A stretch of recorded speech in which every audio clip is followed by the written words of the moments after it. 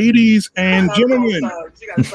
Yeah, it's Talk That Talk Tuesday, guys. I'm so glad you're here. But you can financially support it. You don't have to be dependent on taxpayers. Somebody got someone in the background, I think. Yeah. All right. Appreciate y'all, man. Hey, thank you guys for being here. It is Talk That Talk Tuesday. Another great conversation coming your way. But before we do, I want to shout out to the people who are watching right now who have not hit the like button and subscribe button. Go ahead and do that. Go ahead and share the content as well. We got Hink from the basement. My brother from another mother is in the house. He says, I'm here to support my brother, man. Thank you so much for being here tonight, Hink. All right. We got Von Bryan in the building. He said, greetings, peace, joy, and many blessings. Thank you for being here tonight. All right. We got the reckless Ray De Niro in the building tonight, ladies and gentlemen. And last but not least, we got Lady Navoa in the building tonight.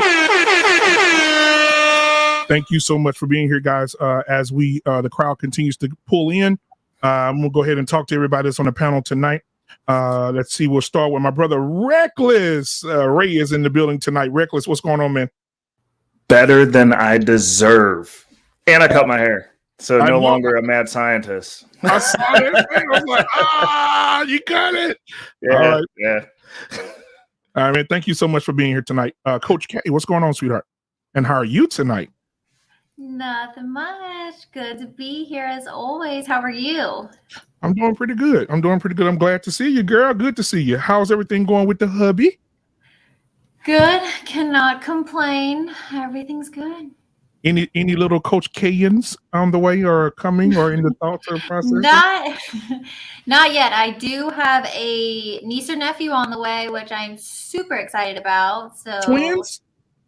Well, niece or nephew. I hope not. Okay. They already have enough.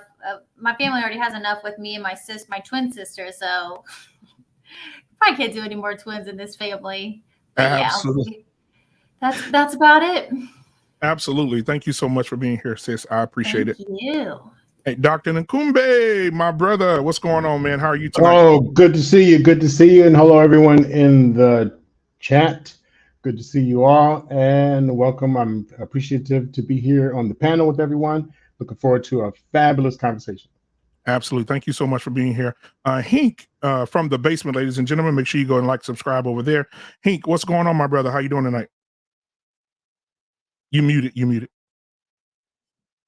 That's not good to be muted trying to talk. No, man, I'm here, man. I see you sent the link, so I'll make sure I definitely come over and support before I got to do another something else, as you know. But I just want to definitely make sure I come over and support the brother and have conversations as long as I can. Absolutely, man. I appreciate that, brother. I really do. Right. Thank you for being here, man. We got Queen Smiley in the building tonight.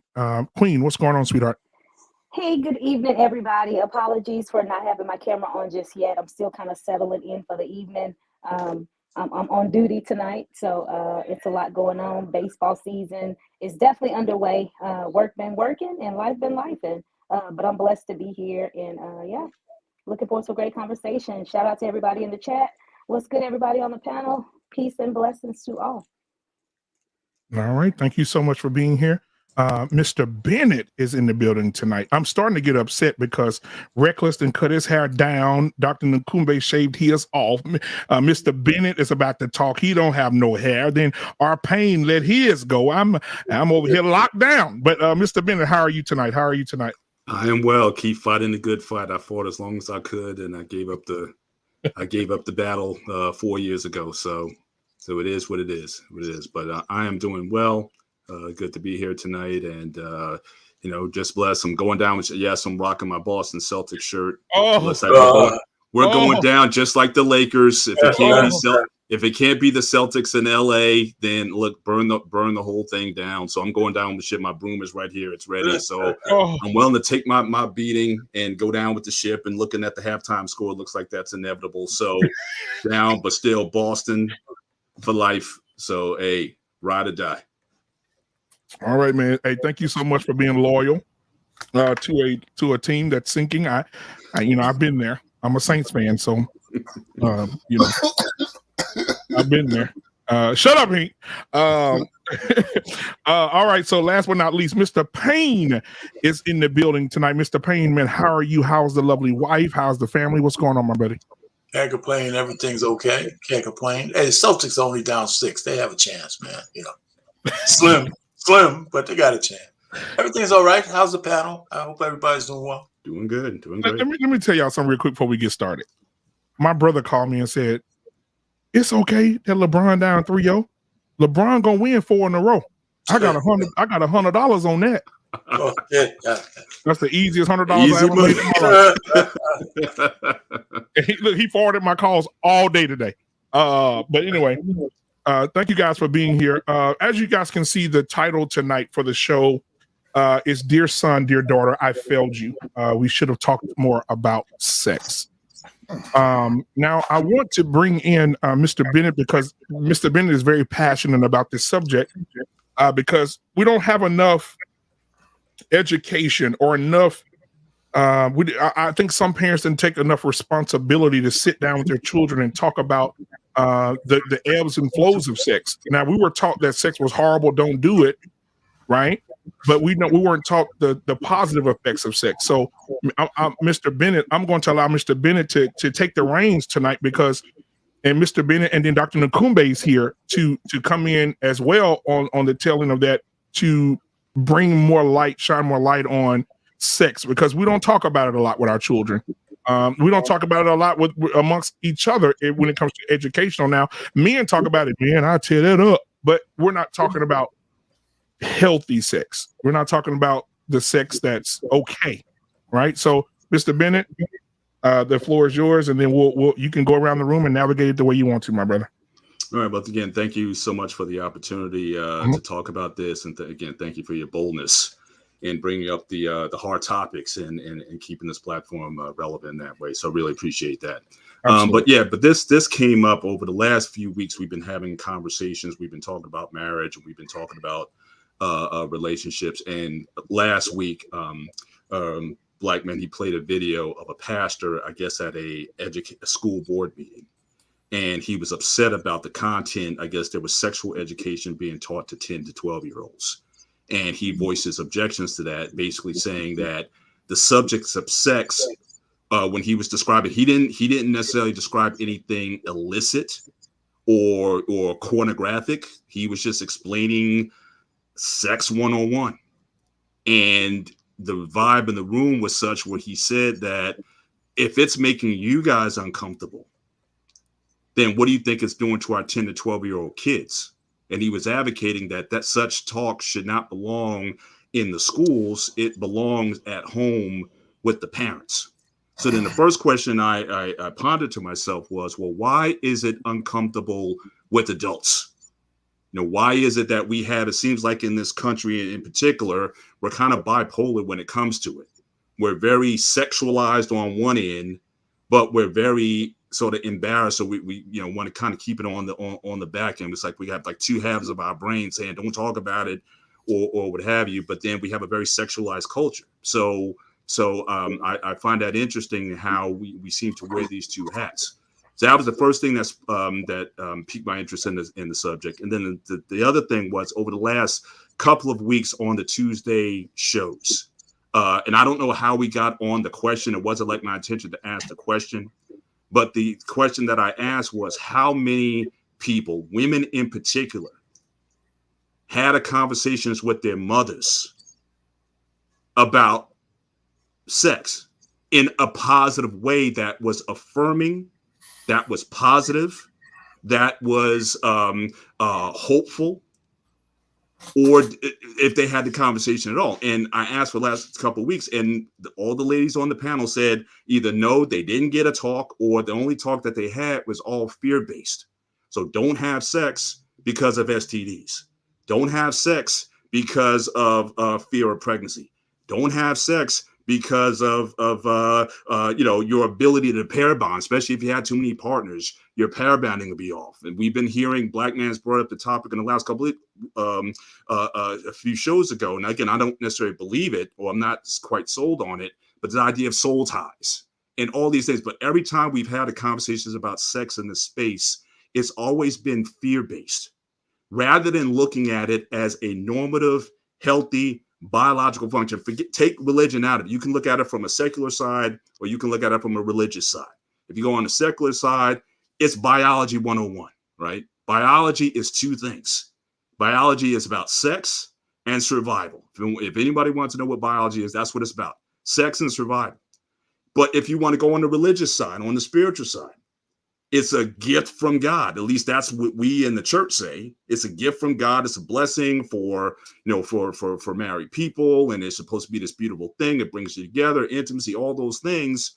But you can rarely hear the topic talked about in church. That whole series we had with Tony Evans, Bishop Evans, he never mentioned it. He was talking about marriage and all these other aspects, but he never went on the issue. And then there's also this desire for people to say, well, how can we make a marriage attractive to young people? And that seems to be an aspect of it we just don't want to touch. So I was just thinking over these ideas and saying, have we had the proper conversations with our kids? If you don't want the government teaching your kids about sex, and we certainly, a lot of people in this space have complained about social media teaching your kids about sex and all the access they can get to information that they get. We don't want that either. But what conversations are we having? And are they the right ones? Maybe we should change the conversation. And we have to come to some realities here, that for a lot of people saying, well, if age 10 to 12 is not appropriate to have a conversation with sex, a lot of these 10 to 12-year-olds, they're already up on game before, we've heard stories what goes on in these elementary school bathrooms and whatnot. Kids are sexualized young. So are we doing a disservice to them by not introducing the conversation earlier, or painting it in such a way that, again, yes, for a lot of people here, yes, it's best to wait until marriage. We understand that. Certainly you can still teach that, but not put the boogeyman on it and make it like the cookie jar. Because I think what's happened also in this is that we've had just human nature being what it is. We always want what we cannot have. If it's dangerous, so it's like it's a cookie jar. So mom said, don't go in that candy jar. Don't go in that cookie jar. We're going to be tempted to go in there, right? Just like go back again. You don't have to take the Bible literally just for this. Just take it as metaphor, right? When God said, don't eat from the tree of good and evil, the tree of knowledge of good and evil. If he didn't want, this is me, like no one else has to believe this, but if it was up to me, it's like, if God didn't want people to eat from the tree of good and evil, all he would have had to have said was, don't eat from the apple tree. Because all the attention then would have went to the apple tree. What's up with the apple tree? We don't care about the good and evil tree. Let's go to the apple tree. We always want. So again, if you make it dangerous, if you make it salacious, if you make it, such a hot topic that people don't want to touch it, is that having the reverse effect of what we want, in that now people want to do it. And then those voices coming, oh, your parents don't know nothing about sex. Oh, sex is good. Hey, we got this over here, whatnot. Hey, look at this, look at this, look at this. Are we, by demonizing it, have we then made it more attractive? Because that's just our nature to just always want those things. So that was what's really spurred this conversation tonight. And sorry for the long soliloquy on this, but I just wanted to make sure I set the proper stage for it. So the question is now, I have that video for you if you want to play it. If you want to. I'll play it. This is the one from last week with the guy speaking to the school board about the book about sex that's in their libraries. Here it is. This book here, it's called It's Perfectly Normal. I'll read some of this for you. It says, after a bit, a person's becomes moist and slippery, and the clitoris becomes hard. After a bit, a person's becomes erect, stiff, and larger. Sometimes a bit of clear fluid that may contain a few sperm comes out of the tip of the penis and makes it wet. Can we, sir, I'm sorry. Was it something I said? If you don't want to hear it in a school board meeting, why should children be able to check it out of the school system? We have perverts that are perverting our kids. And you all sit back smug in your chairs, but you don't want me to read it. Why? Does it bother you? Yes or no? You can't answer that question. You want to know why? Because politically speaking, you can't say that it's wrong. And you don't want me to read the filth because it exposes the truth. How dare you tell me to stop reading it? If you don't want to hear it, why should the children have to see it? Pastor, your time is up. Thank you. That makes two of us. That is something. All right, there you go, Mr. So again, from what I saw, I didn't see anything that he read that wasn't true or sensationalized. It's just what sex is. That's how sex works. And so, but he called it filth and all these derogatory things. So again, why do we still have these views about sex to begin with? So again, what have we been taught that makes sex such a dirty topic? And what have we, so if I was going to open up to question, what have we been taught? I have one for you. If you don't mind. Sure. Listen, what he said wasn't wrong or salacious. It's the setting, right? I mean, what age as a kid is that appropriate, the way that was worded? Now, I was going to ask you this question. We can get back to it because I think it ties together. Mm-hmm. How would you talk to, and I know we're going to get into it later, but since you brought it up, how would you talk to your kid about sex, and at what age, and in what manner would you do it? You know what I'm saying? I mean, because if they're 10, I could use words and phrases and things I think that would be more appropriate than I would if I had a 15-year-old. Right. You know, so when you say more appropriate or more vulgar? More, you know, I guess more adult-like in conversation, right? I mean, you know, we parse the way we talk to kids about things that are not sex, right? But I heard the statement, if a kid is asking a question, then they're ready to hear the answer. I heard that from somebody. Mm-hmm. So I'm just saying, but forget all that. I mean, how would you approach the conversation to make sex more palatable the way you're talking about it to a youngster? Well, it's what I've done. Sorry, can I just qualify because I like your question, RP. I just want to qualify because I think that school didn't he say 10th graders? 10-year-olds were reading that? Yeah. It was 2nd through 5th grade, I think. Okay, so add that. I mean, if you don't mind, Mr. Bennett. Yeah, add that to it. Is that appropriate for 2nd to 5th graders? You know. Mm-hmm. Mm-hmm. Yeah, right. Well, let me just also add this caveat. I'm gonna let you go. Sure. Is it more appropriate if you did it in your house or some secular person out in the street doing it? Well, I think that's the question. Like I said, the caveat, what I'm seeing is parents like him and like others are saying they don't want it in the schools, and they don't want it necessarily in, getting their kids getting information from the internet or from social media from other places. So what they're saying is the conversation needs to be had in the home, which I'm saying, fine. If you want to take that on, you want that responsibility, you want to break it down, no problem with that. But again, I was asking the question for the last couple of weeks on this show. How many people, how many mothers, for the women on the panel, how many moms had a honest, healthy conversation with you about sex that wasn't fear-based, that was positive, that was affirming, that was saying, hey, there's nothing wrong with having desire. There's nothing wrong with, your body's changing. All those things are normal functions. Sex is a normal thing. It's not something that should be looked at as dirty or dangerous or what have you, especially when you do it within certain parameters. So I asked the question, okay, so if you want the conversation at home, fine, take the conversation at home, but are you having it? Or you just don't like the subject at all? For a lot of people, they haven't had a positive conversation. So I'm asking, so the question is, that's one of the questions I would have tonight. Should it be in the schools, and at what ages? We kind of kicked the subject off last week saying at what age is appropriate. I was saying basically, people were saying that when your body starts changing.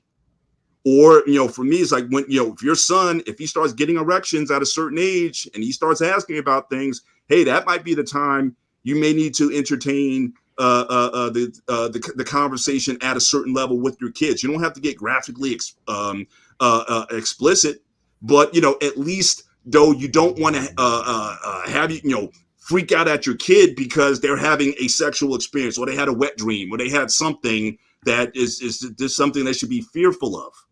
And I think a lot of us have had that conversation. If we had the conversation at all, a lot of us, for us guys, and again, I'm Gen X just like you are, Payne, and I didn't necessarily get the conversation. I learned about a woman's body through magazines that either older relatives had, older brother had, uncle had, hid it in the shed, under the bed, or whatever, Playboy, Penthouse, whatever the publication was. We kind of got an introduction through that. The subject just wasn't covered. So again, so I'm saying, I wanted to start this out, just kind of queering the panel.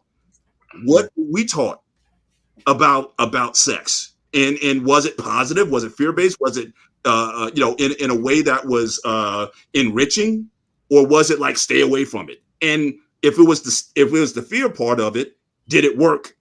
Because what is being shown also is that this fear-based way of having sex, or even like I have some studies here if you want to show it, that those who push abstinence-only programs, it's really not having an effect on people or young people staying abstinent.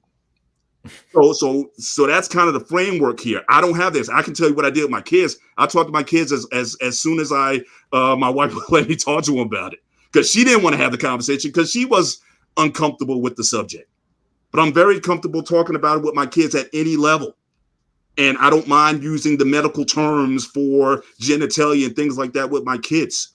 And it didn't overly sexualize them, but I didn't want to have them in a framework where they looked at it as this is bad.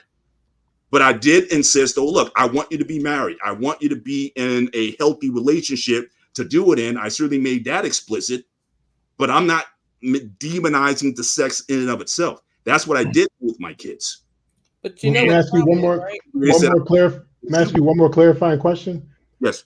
Because when we talk about that certain age and the kind of first erection, I just want to clarify, are you talking about body functions, puberty, stuff like that, versus a sex intercourse conversation? Or are you saying right from the beginning of whatever that age is, it is about intercourse? Well, it would start out with the body function question, but intercourse wasn't that far off, because again, what is this for? Why am I getting an erection? Well, I don't have a son. If I had a son, if he's going to ask me, why am I getting this erection? What is this all about? So yeah, so I'm not going to hide the conversation from them. I'm not going to make it pornographic, but we're going to have the conversation, because again, I would want my children to know that this is healthy when in the right environment. This is healthy, normative, biological behavior, and I see nothing wrong with it. So I'm very comfortable with the subject. I'll talk about it on any level. But actually, back in college, I almost took a path to be a sex educator. That was just an interest of mine, because again, I just never had any issues with the subject. So I'm not. So this is something that for me, I don't see the demonization, and so that's me. But I'm not saying this is how everybody should act. But you know what the problem is, right? What's that? You know what the problem is, right? What is that? The chain of parents not feeling comfortable with the conversation. Our parents didn't talk to us about sex because their parents didn't talk to them, and their parents didn't talk to them. So the question also, so are we going to break this chain?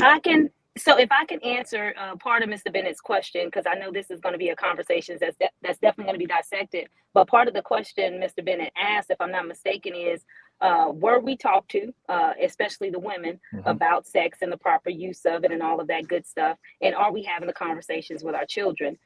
In listening to you talk, Mr. Bennett, you're making me think about the fact that I am the baby of 6.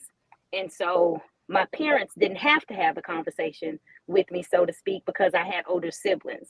And so naturally, I saw the way they behaved. Naturally, we had conversations because I've always been very inquisitive. And so for me, it didn't take for my mom to have a conversation with me, right? My mom had 6 kids. We know what was happening. And so my siblings also shared. And like you say, Mr. Bennett, we learned a lot from those dirty magazines because, of course, this was the 80s and the 90s, and we saw them around and we snuck and stole and, ooh, look. And so that was a lot of our learning, right? And so me having children at a young age, of course, I naturally started off fear-based, teaching my children, like, oh my gosh, I don't want my kids to fall in this same cycle, right? Yeah. And so then I started learning and watching them move around their friends. And so having to be observant to say, hey, look, I know you might see this. Hey, I know this is happening. Let me talk to you. And even encouraging the conversation to say, hey, if you have questions, come see me first, because I would rather teach you before I let the streets teach you. So let's talk about these things. That got my children to the point where they were able to graduate high school, no kids, go off to college, and then boom, get to college. And woo, mama ain't in my ear to tell me nothing. And ta-da, there goes Jalen.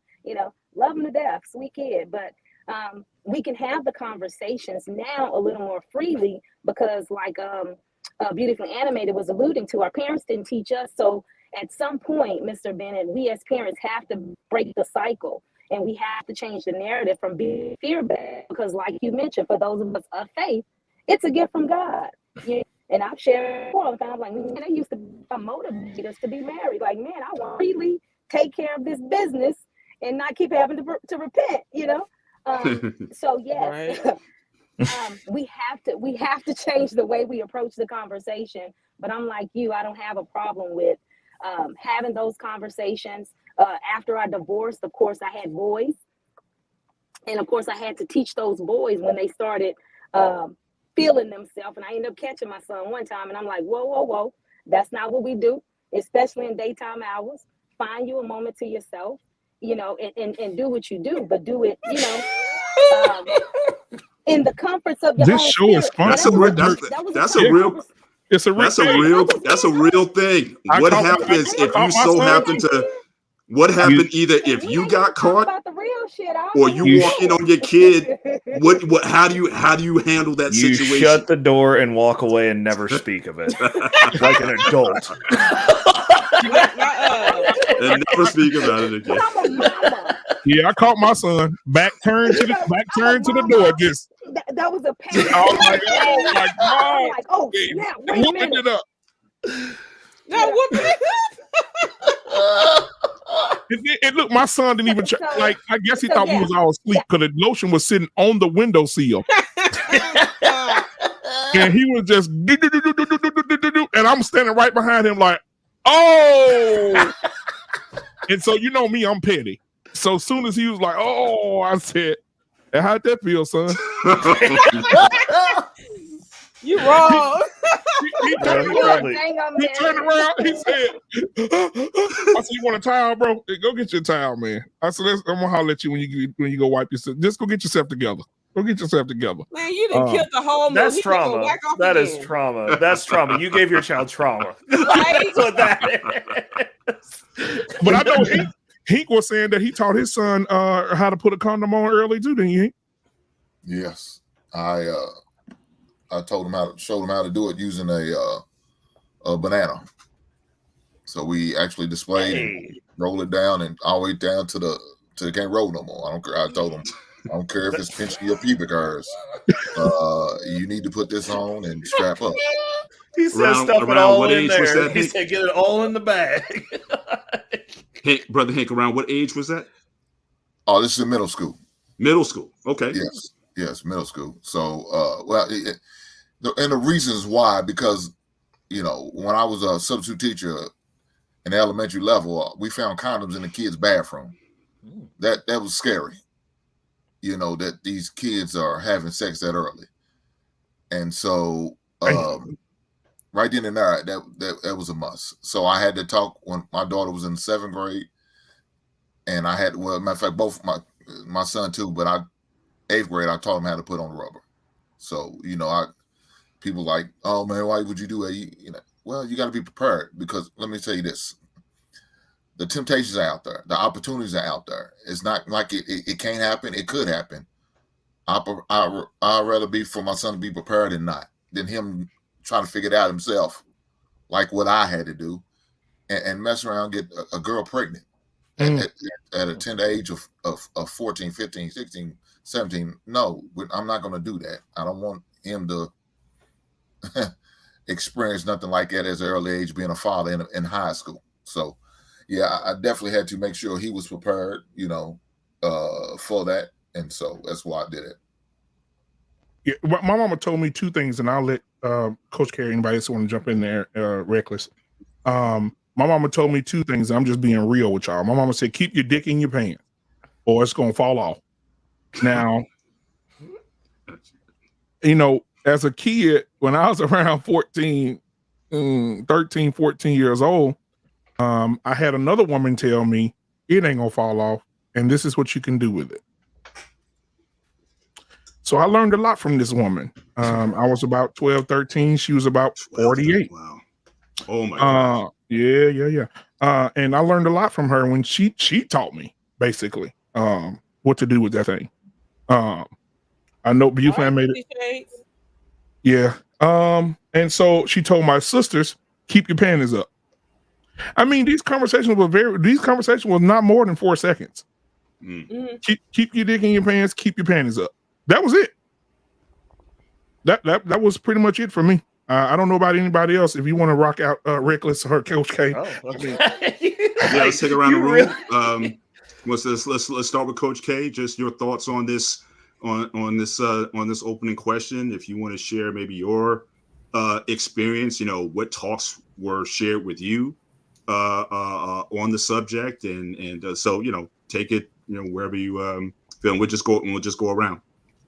Sure. So I've been doing while listening to you guys, been doing a bunch of research just to get an idea of like what's in this book. And I'm really trying to have an open mind with this because this is a very important subject, but it's also it can be touchy because, everyone has opinions and strong opinions about, things such as this, which are important because this is important.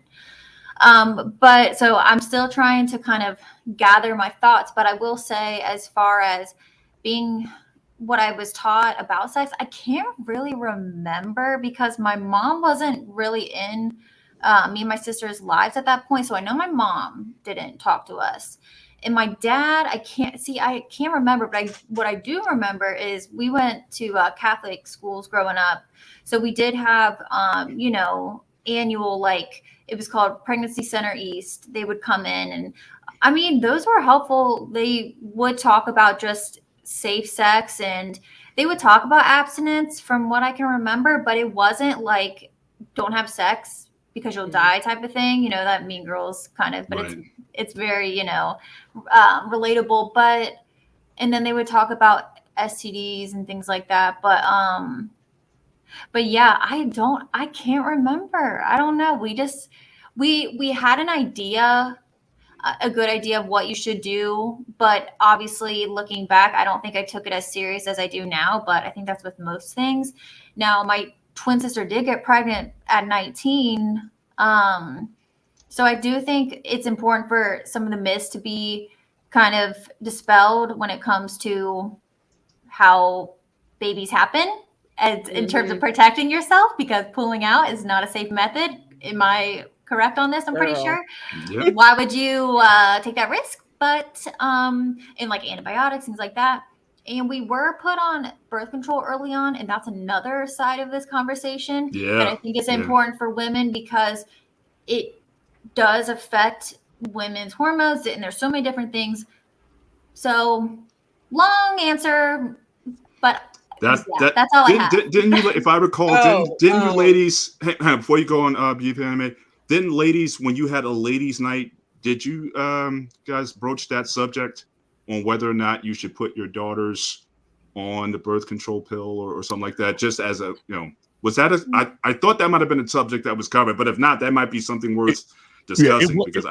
It was covered briefly by Hank. Hank said when his daughter was young, he put her on birth control. Yeah. So Hank brought it up momentarily, and we tapped on it. But if that's something that we need to talk about, when we could do a part 2 of this and talk about birth control, that would be an amazing. Y'all make me sound like some old bad father. God damn.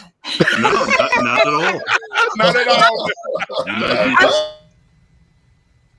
you can stop it. I think it's. I mean, I don't know enough yet, but I think I'm not opposed to that, and I think it was a good idea, especially up until really my first answer to this topic is something's got to be something's got to be done, because obviously the situation isn't good. But yeah, I'm sorry guys, I really don't remember. I remember the silliest, most stupidest shit, but I don't remember like big things. So I'm sorry. Deep conversation. You're Right. probably not alone. You're not alone there. Like let's 28, go it's concerning. let's go to Reckless. I want to save the good doctor for last to get his perspective. So we'll go to Reckless, and then we'll go to Brief and Animated, and we'll circle back. Reckless, you're muted. Oh, you muted, man. You talking good? I can't hear you. Hey, man. Okay. Were closed. He was like sorry. this, so we missed the good bits. I didn't we mute missed the here good on the bits. new fancy like mic. this. I used the old mute, and now I don't know when I'm muted or not. But so as far as Mama Reckless is concerned, I still haven't had sex. Like, we never had the conversation. And by the time my aunt tried to have the conversation with me, I was like, I'm good. Like, we're good. I figured it out. like I don't know. I the way that I grew up, like, I'm a very independent person. I'm very hard-headed. I'm very good at figuring out stuff out. Like, that's how I have the business that I have, and I run in the spaces that I do. Like, I shouldn't be anywhere that I'm at. So for me, as far as with men, like, I'm just like, how do you not figure that out? Like, I had the fortune of having bad social skills, though. So it took me a while to sort it out. But once I did, like, I was off to the races. Like, I remember when we learned about sex, I remembered the day. We were out. We used to go to this little gas station that was abandoned and go skateboarding every morning. And they had a dumpster there. And we were into dumpster diving before it was cool. Oh, God. Because, like, every once in a while you would find some stuff. And, like, the neighborhood that we lived in, whenever the husbands got caught with their illicit magazine or video collections, they were forced to put it out. And it would end up in that dumpster. And we went in there one morning and we found gold. We found gold. So we jumped in this dumpster. Fortunately, it was the only thing in there. It was first thing in the morning. This guy probably got kicked out that morning with his stuff and was told to go get rid of it. It was before the dump truck got to it. We got to it. We jumped inside the dumpster, collected all the stuff, took it out, and then parsed it up amongst ourselves. And that was our sex talk. I don't know. Like, I made it. I'm almost 40. I officially hit the old ninja club. So according to the kids in these YouTube streets that apparently know everything, and I don't have any kids by choice. So, it's just really weird that we have to, like, broach this topic. We did talk about it in middle school, and they did do what Hink did with the banana. But, like, that was basically, like, it was really quick. It was kind of a, this is how you put it on. Banana. And you're good to go. Like, get out of here. Granted, we didn't live in a society where you could just find these things easily. So I think that the dynamic of what it was like the guys knew what was going on, and the girls were like, I don't get it. Don't touch me. And we were just like trying to figure out ways to touch them. So it wasn't like everyone was hyper forced into these spaces where, like, you have all the information. Because now these chicks out here, like I said, like, there's no shaming. No one's checking for this pastor. Those days are gone. Like, this genie's out of the bottle. You have all the information you could ever want in your phone. Even if you put child blockers on it, these kids can figure out how to twerk. Like, they can find the twerk videos at an early age. Like, I got a homie whose son, he's obsessed with booties. He loves booties. His favorite thing to say to us when we're like, why are you looking at that girl like that, bro? That booty, though. Loves it. We don't put his dad don't put the blockers on everything. He's still finding twerk videos on YouTube. There's no putting this back in the bag. And it's like, fortunately for that kid, he's got me and his dad and all of our circle of men in his life. So we're like, cool. Little Josh, you need to dial it back before you end up at a table by yourself when you go to school with the rest of these kids. Because, like, you know too much already. But, like, the cat's out of that bag. Like, I mean, by the time they're 5, they done figured out what stuff is already. So it's like, is it too early? I think it's too early to let the state become involved because they have an ulterior motive and they will send your kid home telling you he's a toaster oven and letting him dress up like a toaster oven when he gets to class and you're not around. But that aside, you have to be an active agent in your life because, like, if God forbid, like I tell people all the time, these young kids that I pour into, I tell them all the time, I'm like, I couldn't be in high school again. I would have all the kids, all of them, like all of them. Like, it's ridiculous. It's ridiculous how easy it is now. I was like, we used to have to work for stuff. You're talking about hang out, work with me for a summer. These dudes are coming back like, yeah, man, like these chicks, like you were right. And I'm like, you need to not do anything I told you. Dial it all back. Like, this is too easy because everyone is on the same page now. Like the girls are blossoming. They're maturing earlier anyways, but like they're maturing into a sexual revolution where they're heralded for getting busted down, regardless of the after effect of consequences. Now, I've been around the block. I've been around the country, and I'll tell you that, like, dealing with women who are in those illicit fields, they are broken. They are damaged. They cannot pair bond. And I'm telling you from experience, like some of the people who are probably watching this right now are paying to DM chicks that I busted down for free. And they're just not able to put two and two together unless they're not in that industry for that long. And with that, you could almost draw a direct parallel to having a bunch of bodies because of the way that it shapes your reward system. Now men and sex are transactional. If you are dealing with a woman who looks at you as a transaction, you are forever going to be a transaction regardless of what she says. That doesn't turn off. You don't come back from that. Actually, great points. Thanks for sharing. One point you mentioned, that the transactional piece, because I think that is one thing that I see that, just empirically, that, like I said last time, for men, it's like to be masculine is to be sexual, and to be sexual is to be masculine. Like they're kind of bonded together. Whereas with women, if women are taught anything about sex, it's not necessarily paired with being feminine. And the point that you made is that if they're taught that sex is transactional, more so, we always hear this thing, the oldest occupation is that. So again, and I've heard, even married men, black men, you were talking about sexless marriages a couple of weeks ago. You also have transactional marriages where it's like sex is like a quid pro quo. If you do this for me, if you take to the Bahamas, we can get down the way you want to, but you got to take me to the Bahamas. Or I know people where this has actually happened, that they've told me that this is how they can get sex from their wives is when they give them certain things, take them certain places or whatever. So I'm thinking to myself, well, like even in a marriage, the institution of marriage, the occupation seems to be still going on. Everything is a transaction rather than a masculine man and a feminine woman sharing this pleasurable, should be bonding, unifying function. But it's just you're just paying for one thing or another. I mean, we know these Real Housewives shows or whatnot. I mean, it's like, are we really seeing healthy relationships that are coming from this? Because sex has been put on the table as a transaction rather than a shared experience between people. So I might want to go back to what you said later on, but I just want to call that out. Yeah. I got one more thing because I didn't want to leave the men out of this. The inverse version of how the only way that a man can become broken sexually is if he pays for it.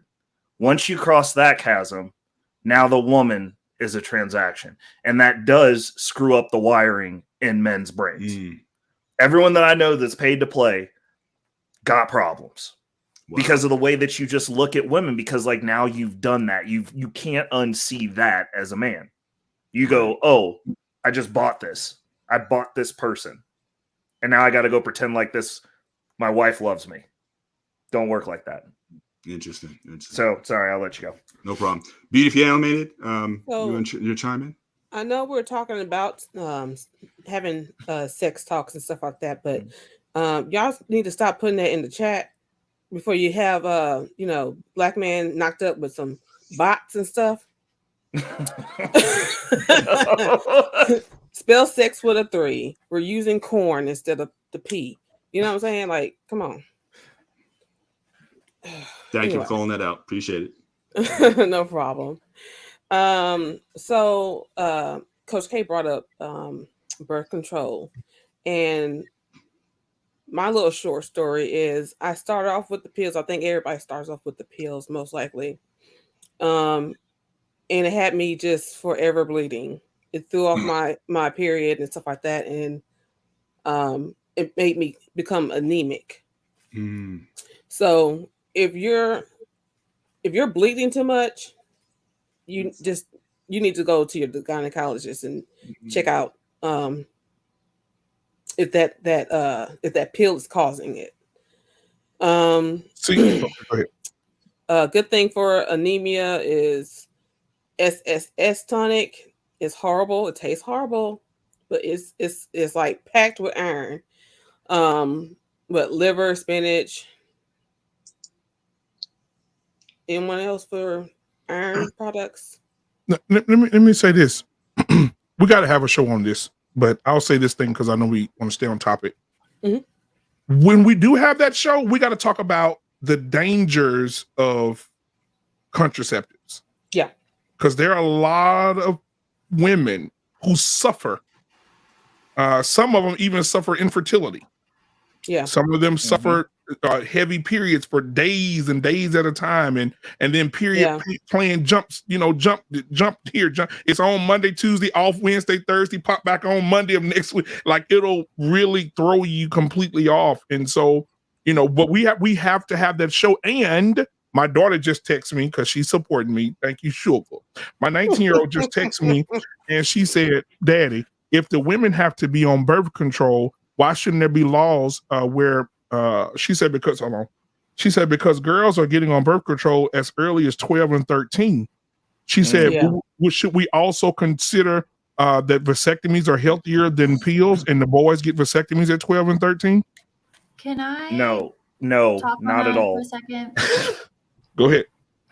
Real quick, and this isn't really getting into just the nitty gritty with all of that, but something that I talk about a lot when, and with this vasectomy conversation is that I teach my clients with things such as this, I would rather show them how to manage themselves and their decision making and their self-control so that they don't need something almost externally outside of them, if that makes sense, to make the decision for them, because that's where their power is. And in addition to all the just nuances with those, whether it's a vasectomy or different birth controls and all that mess, I would just rather show them how to have that discipline, if that makes sense. So, we can always talk about that. That's just Queen Smiley say it's reversible, so why not? She's a liar. Right. She's a liar. That's a complete lie. Wow. We should That is a probably complete lie. But have you gotten in you reversed can't. it? No, you can't. If you're under 25, the doctor won't even consider it seriously unless there's something wrong with you. Like, it is not reversed. It's reversal. Like, after you get it, you've got a 5-year window, and after that, you are looking at permanent consequences. You have made yourself a eunuch. You are castrated. Like, basically. Like, it is not just, I can just go and do this. Now, with the modern technology and science, they are using a solution that kind of just clogs the tube up, where if you want to reverse that, they can go dissolve whatever it is that they put in, and it stays in for like 5 or 6 years or something like that. That's reversible. But if you snip that tube, putting it back together is not necessarily going to work. And there can be complications even if you do it within the 5-year window where they're like, it's mostly successful. Mostly successful. What if you're not lucky? And that's essentially, I'm a member of the V Club. Myself and Sir Hill, we're both members, charter members. So I can attest to that. That's what they told me also. Yeah. So after my 3rd kid, that was when we knew we were done. I got done. So I would we lean more on that than anything else. Yeah, we need to have a show about that, guys. I want to stay on topic. I didn't mean to throw everybody off, but next Tuesday, we'll have a show, vasectomy and controlling birth. We'll definitely talk about that next week. Vasectomies and controlling birth. So that's next week, guys. So make sure you tune in next week on Black Men Unfiltered Network. So back to you, Mr. Bennett. Right. So again, if you want to talk about again your experience. So again, you talked about being on the pill, but the talk, if you will, or what was shared with you, and again, was it something really? I mean, my mom barely talked to me about periods and stuff like that, and I was stuck. I live in Cali. I mean, I live in Texas, and I was in Cali visiting my dad and started my. And he dang sure not gonna talk to me about no sex. My dad, no, he's very old school.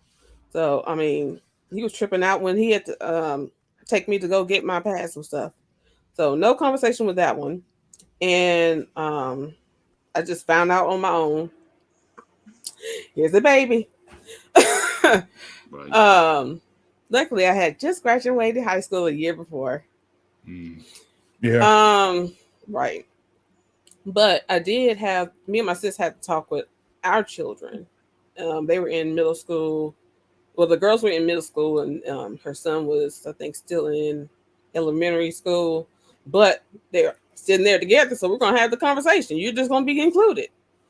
First of all, my part in the conversation was telling them, you lose your virginity, you can't get it back. It's gone. There is no reborn versions, okay? Now you can be celibate, but virginity is gone.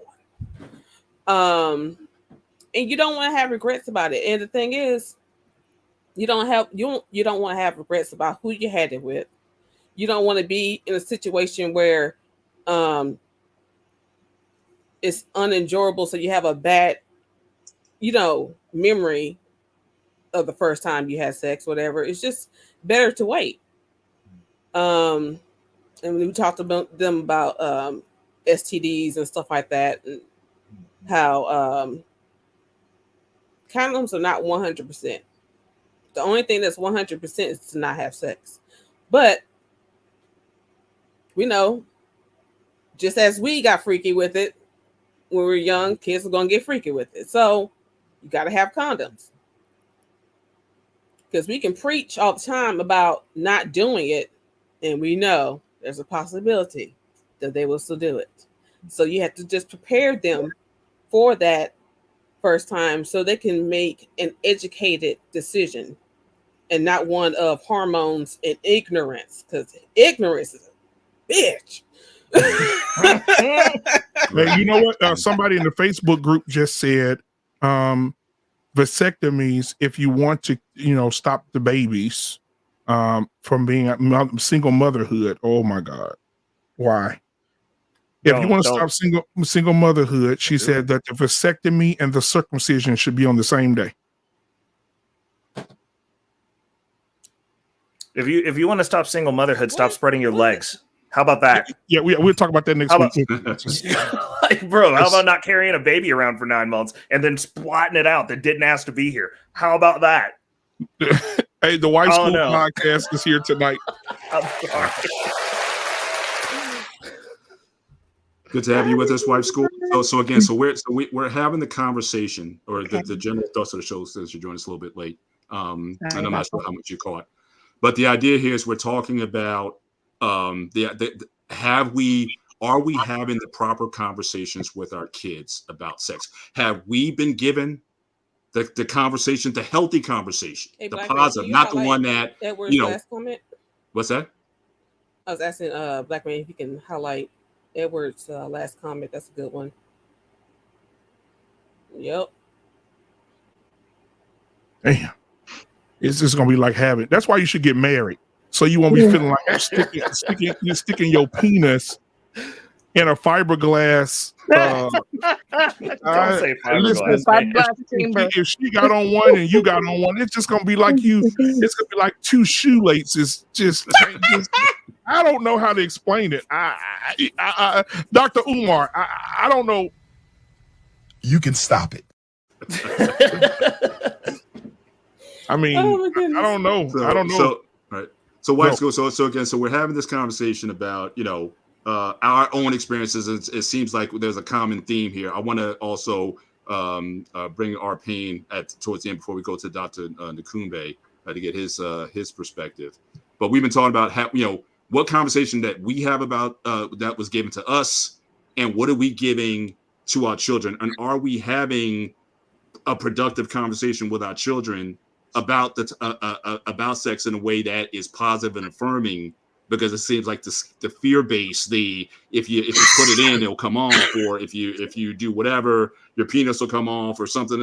All these things that we've said over the years, and it doesn't seem to be working. Yeah. So part of the question is, should we change this conversation and see what a positive talk look like? But we'll get to that later. But if you want to share, if you have something to share from your perspective in terms of your education or miseducation, if you will, so what's your feelings on on this topic? Are we having the proper conversations? What conversations did we have? Okay. Well, when I got the conversation, because my he's a preacher, right? Preacher's kid. Hey, we're the worst, right? Oh, the worst. The worst. The absolute worst. Hey. Oh, have mercy. Have mercy. Club. New YouTube channel, right?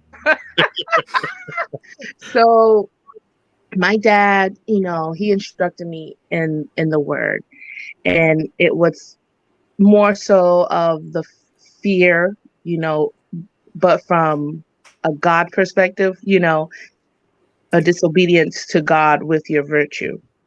And then on his own, it was, you better not do this. You better not, but no reason why not to do it. Yeah. So I was told no. And of course, sometimes when you tell people no, eventually sometimes they're like, okay, I'll try this thing, but you still hear your parents' voice in the back of your head. But that feeling of that emotional rush is like, oh man, I gotta try this. It's too late.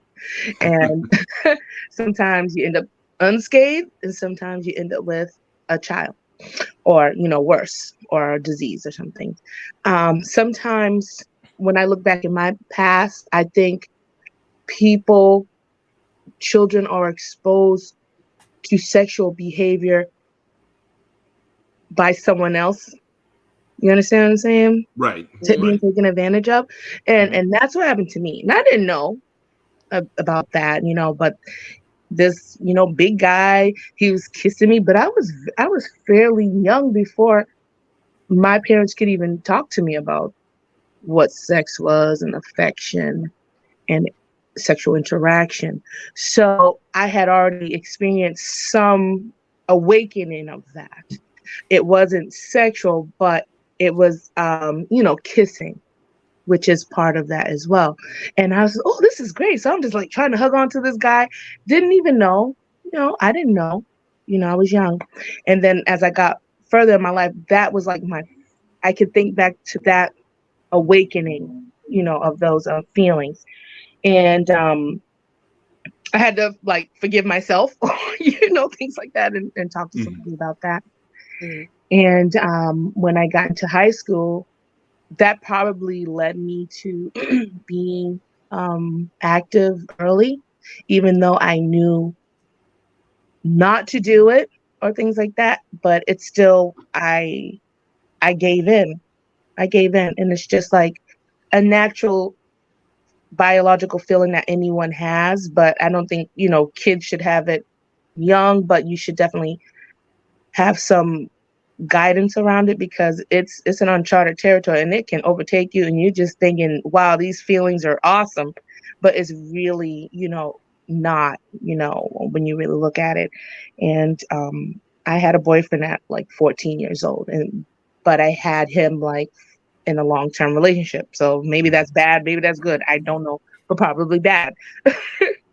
Josh, I may want to come back to that later on because that you just spurned another question that I have in my head. I'll bring that in another round. But thank you for sharing that. Yeah. So as I got older, when my mother actually was transparent with me, she sat down and she said, "Hey, I had an abortion. I had this." And so I was like, "Wow, daggone it, girl." So it was nice for her to actually be transparent with me and share with me that our parents are not perfect, even though they want to paint this picture to their children, don't do as I said, do as I do, all that type of stuff. But she actually let her hair down and told me about that, and that she, probably, had regrets in that moment. So that made me feel like, oh, okay, now we'll take that in and put it into my learning memory banks and not do this type of thing, So she was transparent. As far as my dad, he wasn't transparent, but he had fruits of him not being, disciplined. I had older brother, older sister. So you can Okay, talk so you about got that that, too. Yeah. outside, sleeping around, but Right. you're telling me, hey, but hey, I have a half brother, half sister. So that was very interesting. But I think if we're transparent with our children and just tell them and not shy away from it, it's better to hear it from you and be transparent, because children love their parents. You know what I'm saying? They don't lose respect for them. They just open up and like, wow, you're giving me a deeper understanding. So I think we should start taking more steps to having those difficult conversations. Right. Well, it's the way, it's the relation. You can relate to people when they keep it real. You know what I'm saying? Yeah. As opposed to not talking about it, and then it's like you're just judging. You don't know nothing.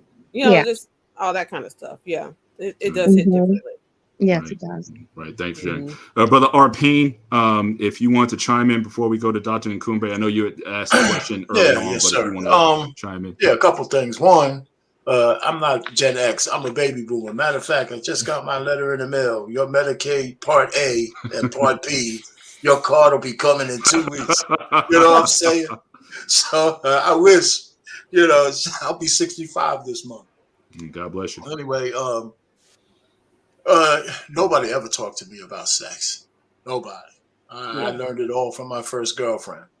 I mean, my situation might have been different. My mom's passed away when I was 8. My pops, he wasn't around. I lived in a communal house with my cousins and grandmothers and aunts and stuff. My aunt was my legal guardian, and she wasn't talking to nobody about sex. Nobody. Yeah.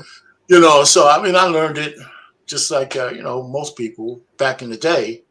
Around 17, I had a girlfriend, and she was like in her 20s, and so lucky me. Because you put this there, you do this there, you do that. She probably took advantage of me because I was like a doofus, but that was fine. But that was cool. But but that's just how it went. So I learned some other things when I went off to college and stuff. But as far as my 2 daughters, I didn't have any.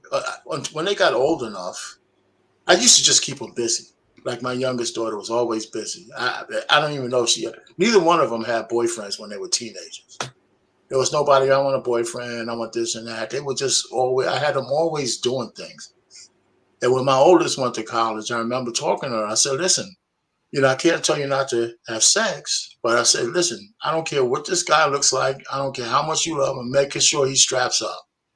I said, there's 2 reasons, not just for the kid, because you can get some disease you can't come back from. So just do that. And my youngest, I still don't think she's interested in sex. And she's 23. So I don't know, But both of them got to adulthood without any kids. And now one's 30 and one's 23. And I think my job was done. So if I understand you correctly, so you said that I didn't get that you necessarily had an in-depth conversations. Rather, you kept them busy, and that sex was never going to be an interest to them because of the activities that they were in, at least That not was to part one of went what to I did. college or so your strategy was to keep them preoccupied, but not actually. Well, let me clear it up a little bit. Sure. I was still negligent in not talking to them, but they were so busy I didn't have to worry about any like sexual activities, kind of thing like that, because we always knew where they were. We always knew who their friends were. And it wasn't like we were that overbearing with it. We was always just taking them somewhere. You know, they're doing this. One's a guitar, one's a singer. You know, it was just like that. So maybe I was lucky that way. But it was something I do want to say. The one thing I didn't do, and this might be a different topic. Now that I know, I have. Now that they're older and they're at marriage age, I didn't know how bad the relationship situation would be now. And I wish I would have teamed up with some of my contemporaries who had sons and stuff like that and kind of introduced my daughters to those sons when they were like pseudo arranged kind of thing, you know, so they would know guys who are upwardly mobile, parents that I knew I vetted and that kind of stuff. I wish I would have did that. Well, it's interesting you say that because that's what, like we talk about the Sweet 16 or with the Latinos, the quinceañera, a lot of those ceremonies, that's kind of what those were for.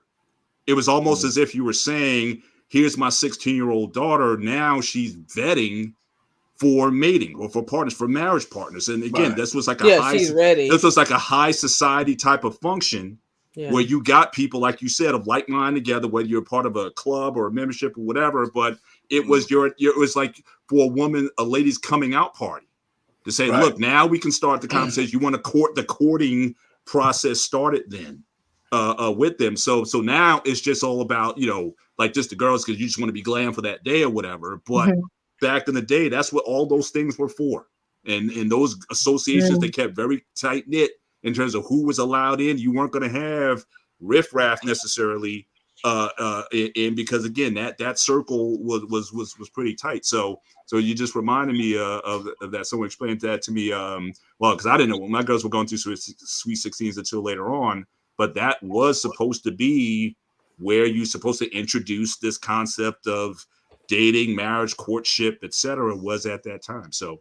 I just got one more thing that we talked about when you mentioned you tied men's sexuality to their masculinity.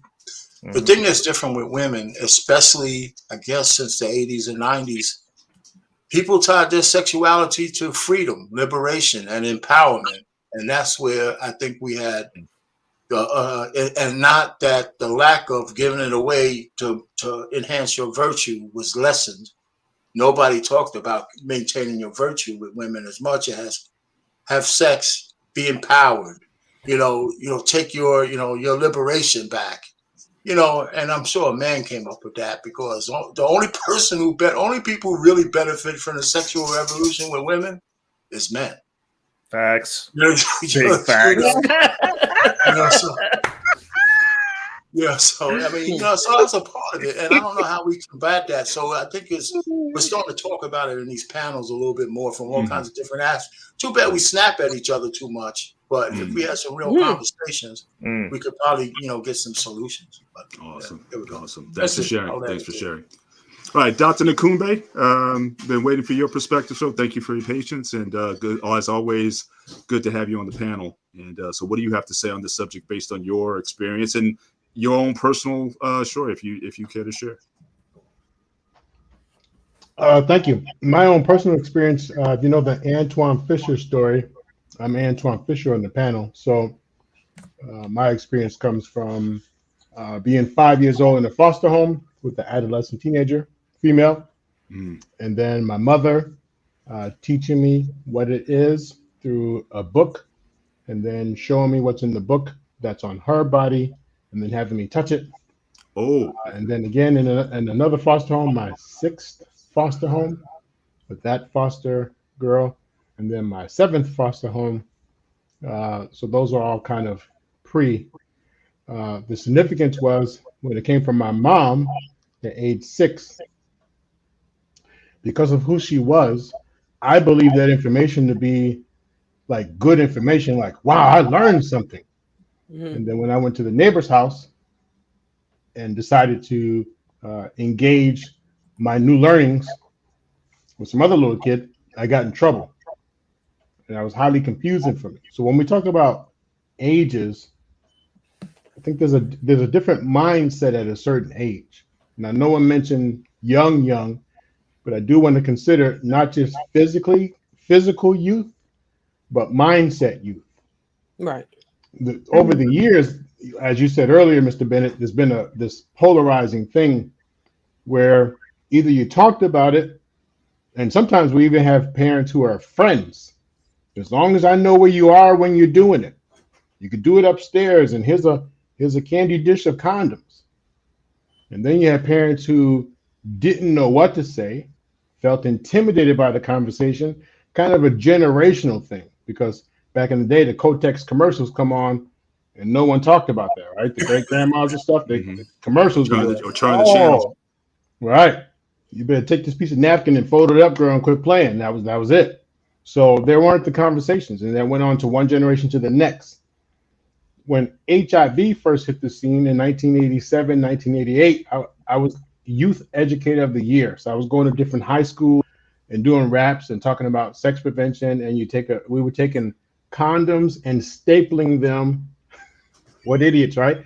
Condoms and stapling them to these pamphlets. We were handing them out at the schools. But our whole thing was abstinence is number one. Abstinence is number one.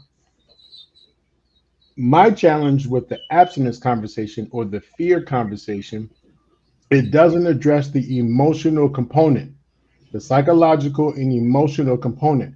If sex is a reward, or if it's the byproduct of, or it's a coping mechanism for, it's always secondary. The sex part is always secondary. So first, talking about the hormonal change at 13, that's why I was asking you, is that a body and human development conversation? Son, daughter, you might tingle, you might feel, or is that a full intercourse conversation? You know, even if you catch the kid, all right, son, let me tell you. Now, there's different kinds you can use. This is by Vaseline, and it has more of a smooth texture, you know, or you can get in the shower. So, but this is about education of when and how. The socks provide, you know, if you use a silk material, if you use if you want to prep and get your towel down, but that's all kind of still education about the twos and the whats.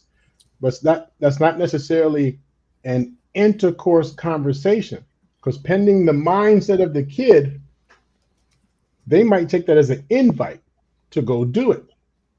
Pending the mindset of the kid, when we talked about, do we make it gross? Do we do whatever? This is a true story. So when I got adopted, I was at a family barbecue with my dad. A lot of people there. And one of my cousins adopted, but one of my cousins, I was like, oh my gosh, I'm 13, 14 years old. I'm like, that's my cousin. And I was confused. Even though I was adopted, I had this, I didn't run around saying adoption. Mm-hmm, mm-hmm. I was confused. Like, how come I'm getting excited about my cousin? So I went to ask my dad, and I'm like, Dad, can I ask you at the barbecue? Dad, can I ask you a question?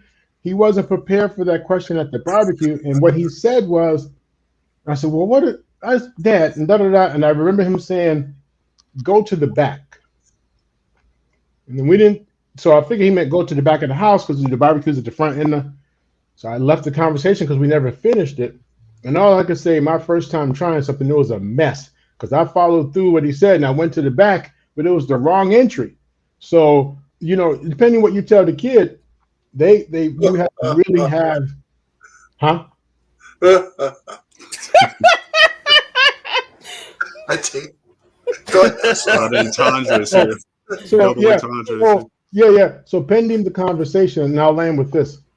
I think it's critical that you do have the conversation. I say, and think about your environment. If you live in a city or a spot where it's just everyone, the schools and the streets and the social media, like your kids have access, be first to have those conversations, because then your influence is about your influence, not just, or teach them what might be influencing and how to manage that influence. If it's in the area, or if you have a church going child or whatever, and they're very much into the morals and values, then the conversation is still had, but it's routed or rooted through the morals and values and God and what is meant for a married couple and the fruits of it.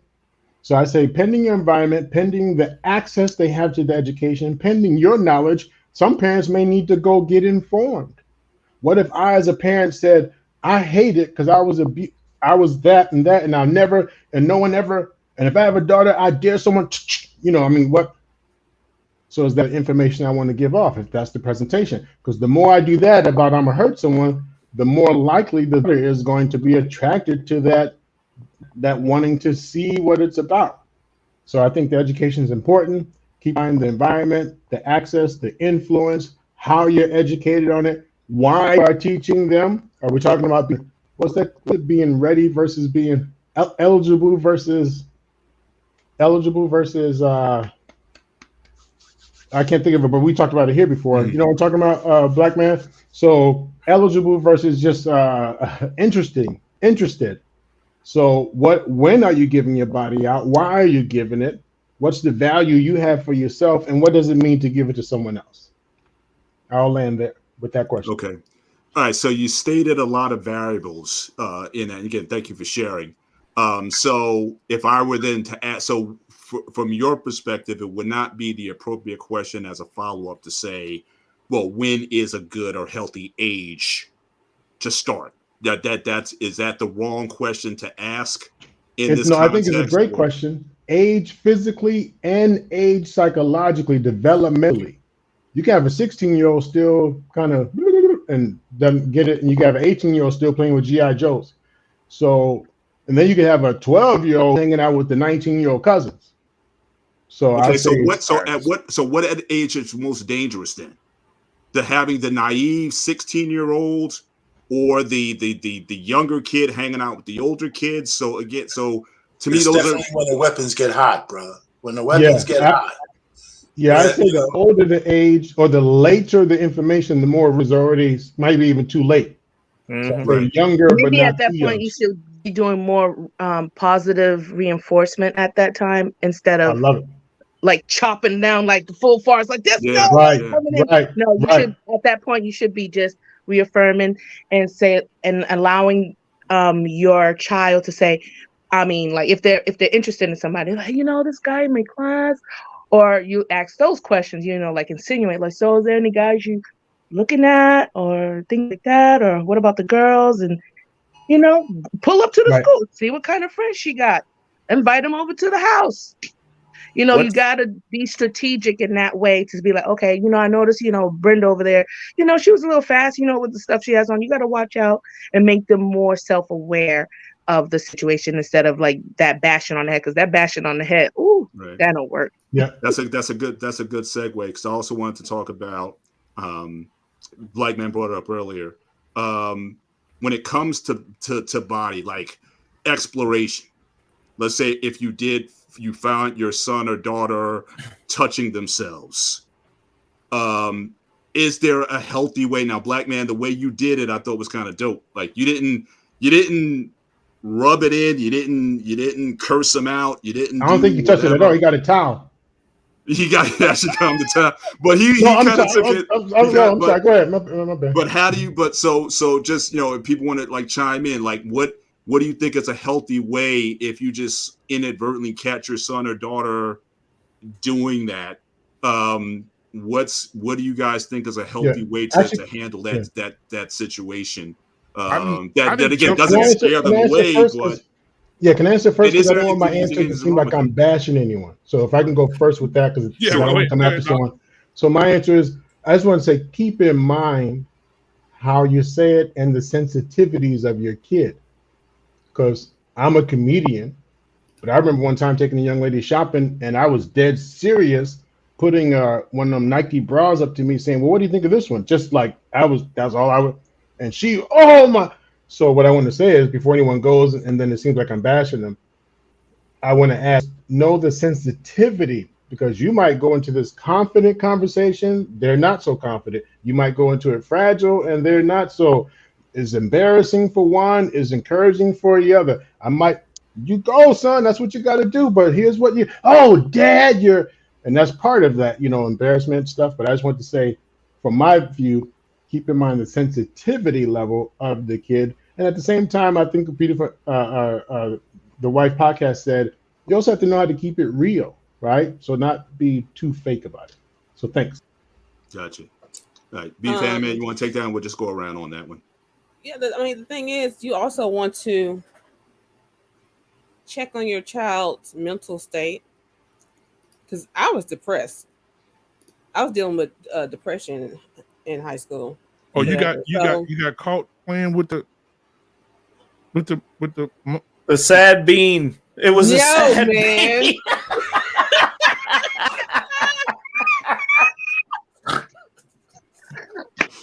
You're wrong. That's horrible. Because he said you were depressed. I thought like, wow, you got caught with one of the little dolls. You stick to. No, she was like.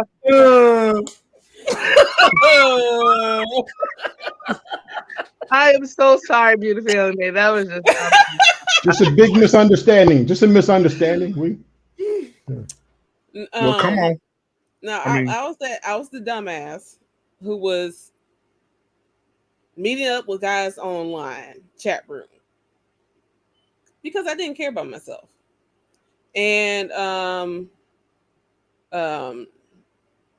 the sexual release was a good feeling. But had my parents been more mindful of my situation and how they were with me and stuff like that, maybe there's a good chance I wouldn't have sought that out. But the thing is, that's not any way to take care of a problem. You can't use anything, whether it's sex or drugs or whatever. If you have a problem, you have a problem, and it's always going to be there. There is no Band-Aid for it. You have to take care of the problem. Right. So yeah, that's another thing to think about. Telling your kids how to handle depression and stress and this, that, and the other, because just because they're young does not mean they don't have problems. Does not mean they're not stressing. You know what I'm saying? You have to be real about it. You know what I'm saying? Right. Don't act like you never have felt some kind of way when you were younger. Right. Right. Now, and I'm speaking more irrespective of, because from what I understand, I think someone might have mentioned it last week, like the baby in the womb may explore themselves. So it's not so much forget depression and all those things, which could certainly be compounding issues. But I'm just saying, but in the natural course of things, your daughter is touching herself. How do you react as a parent to that, to seeing that? How do you broach the subject? How do you, again, using what Dr. Nukumbe said about, again, understanding who your kid is or whatnot? Is that something that, you find yourself going off the handle with, or you handle it gently? Like how, because again, those are real things that, I masturbated when I was in high school, so I'm not going to go off on her. A lot of parents do. You know what I'm saying? But man, we started the show like that, saying, do as I say, not as I do. That same parent who's doing that will scold you to no end if they catch you doing it, but they're the same ones doing the same thing. So we can't always say, well, I was doing it, so it must be okay then. Well, I'm glad I never caught my daughters doing it. Listen. I got 3 daughters, 19, 14, and 12. And my 19-year-old, if even the thought of a man plowing my daughter is I didn't say that. No, we didn't say that. We're there. Whoa. We're not there. We're not even there. Are you thinking catching them have sex or catching them? No, man. I don't want to use the term. Soothing themselves, pleasuring themselves. I'm talking about that. I'm not talking about.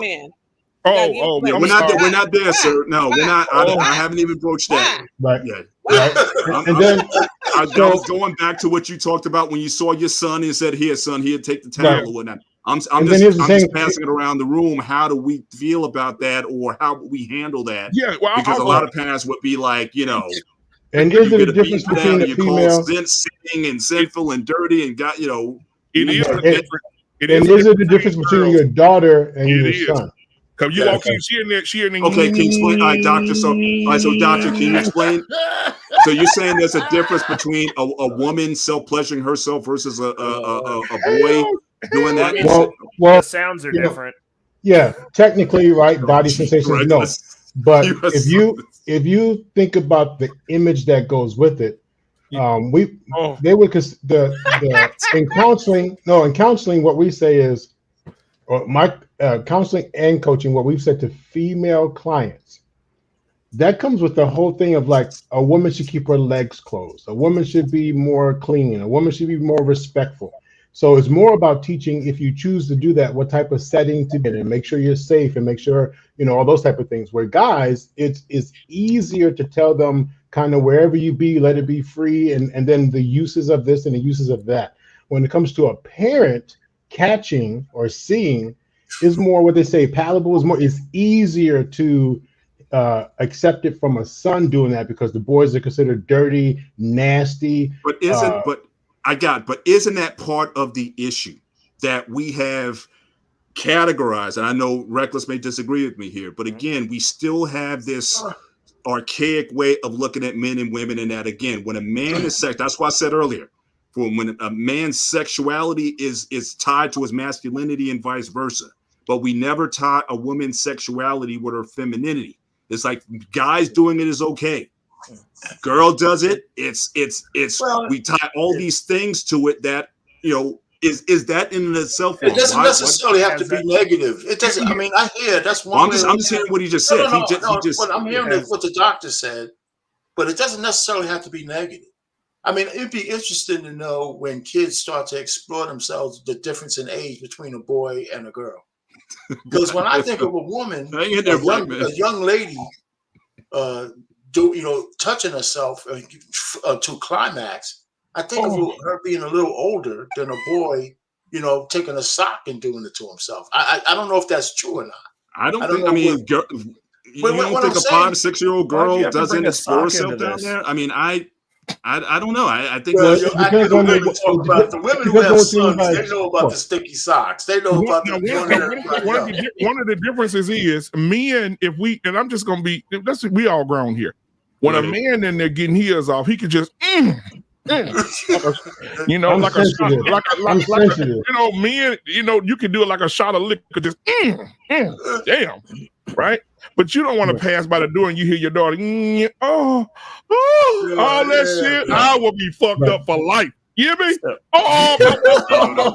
If I walk in on my daughter, I will be fucked mentally for life. Than guys are. I think I've seen in my life growing up, young girls had no issue with touching themselves, rubbing that area or whatever. Like it was no. What kind of freaks problem. were you around? That sounds like trauma. But you see what I'm saying. So we already said freaks, trauma. We associate a woman doing that to herself. It's all the men on the panel who said that. It's because we're men. We are different. It's a double standard. Female promiscuity is disgusting to us because we don't know if the baby will be ours. So wait a minute.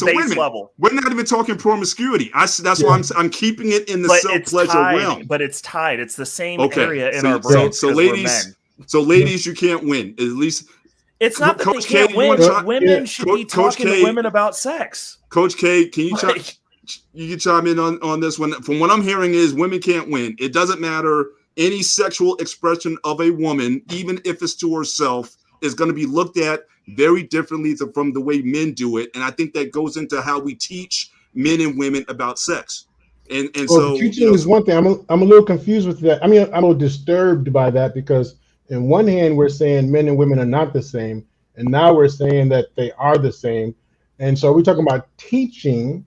And then we still need to be appropriate. There are a ton of females who just don't act out sexually. Boys dry hump the floor, trying to tune in to Cinemax, trying to get all the different channels. And women are not. They mature faster than boys, and they're not in that zone of where they're being freaky. So I just want that narrative of the women get left out. That's so contradictory to the whole thing of men and women are not the same. Well, look, I'm not. Well, I don't know if I'm necessarily voicing that. I'm just saying what I'm seeing. I And think what I'm seeing girls here do is that, that but I we're think we looking do at it this in differently. relation with a boyfriend. Like I said, I had a boyfriend to do that with. I didn't have to like sit there by myself and do that. Like I think women do it in regards to a partner. And I know that I know Mr. Bennett said that we have talked about soul ties, and a lot of people don't believe that. However, I will say that it's a spiritual thing. Or let me give you an example.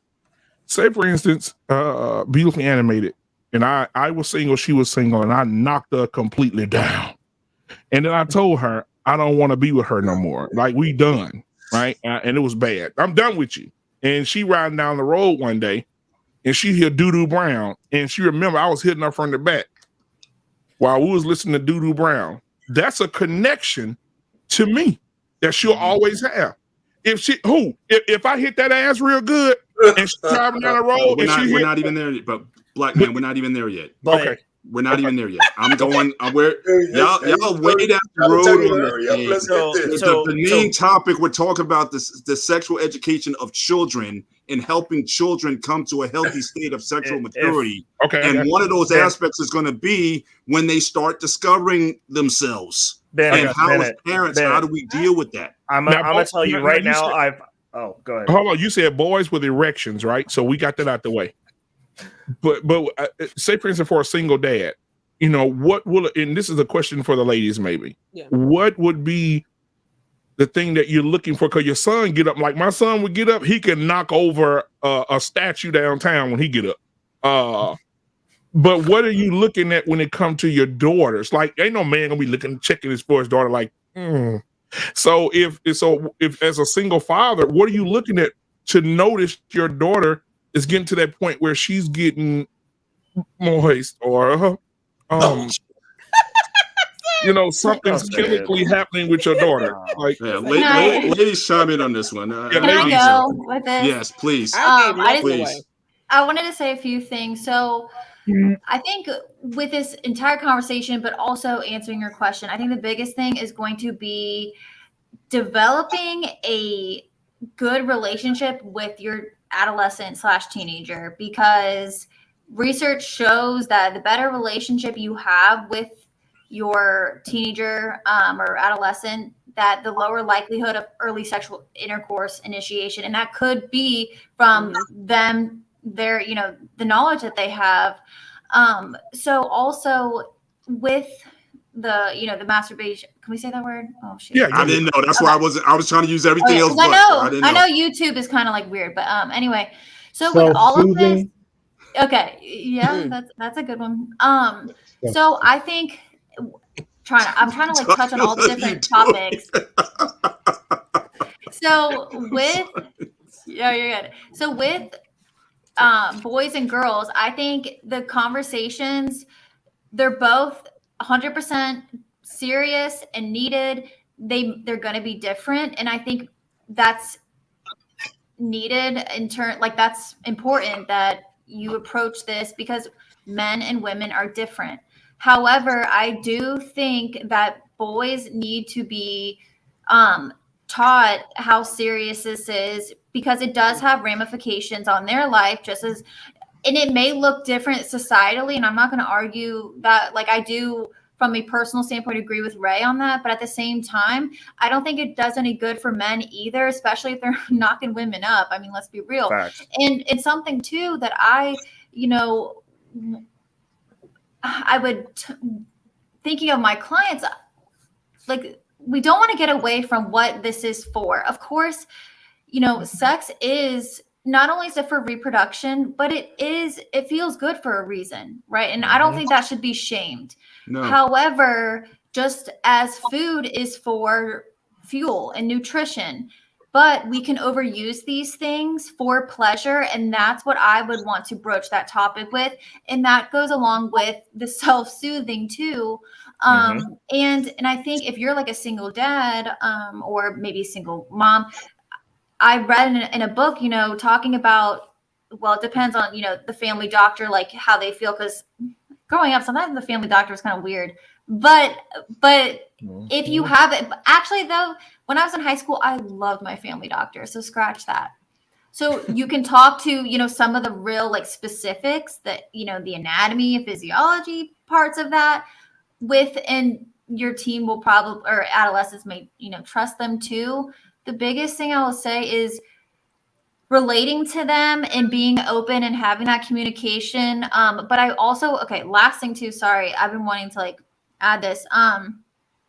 So what's interesting though is with Gen Z, these kids are having sex later, which is interesting, but that's because they're not meeting in person as much. They're not interacting in person. But at the same time, let's see. So, and then with at least sex, 59 to 84% of teens aged 15 to 17 have never had sex, which is interesting, but that's based on Pew Research. Do with it what you will. And then we talk about the corn word, and that also kind of relates to the self-soothing.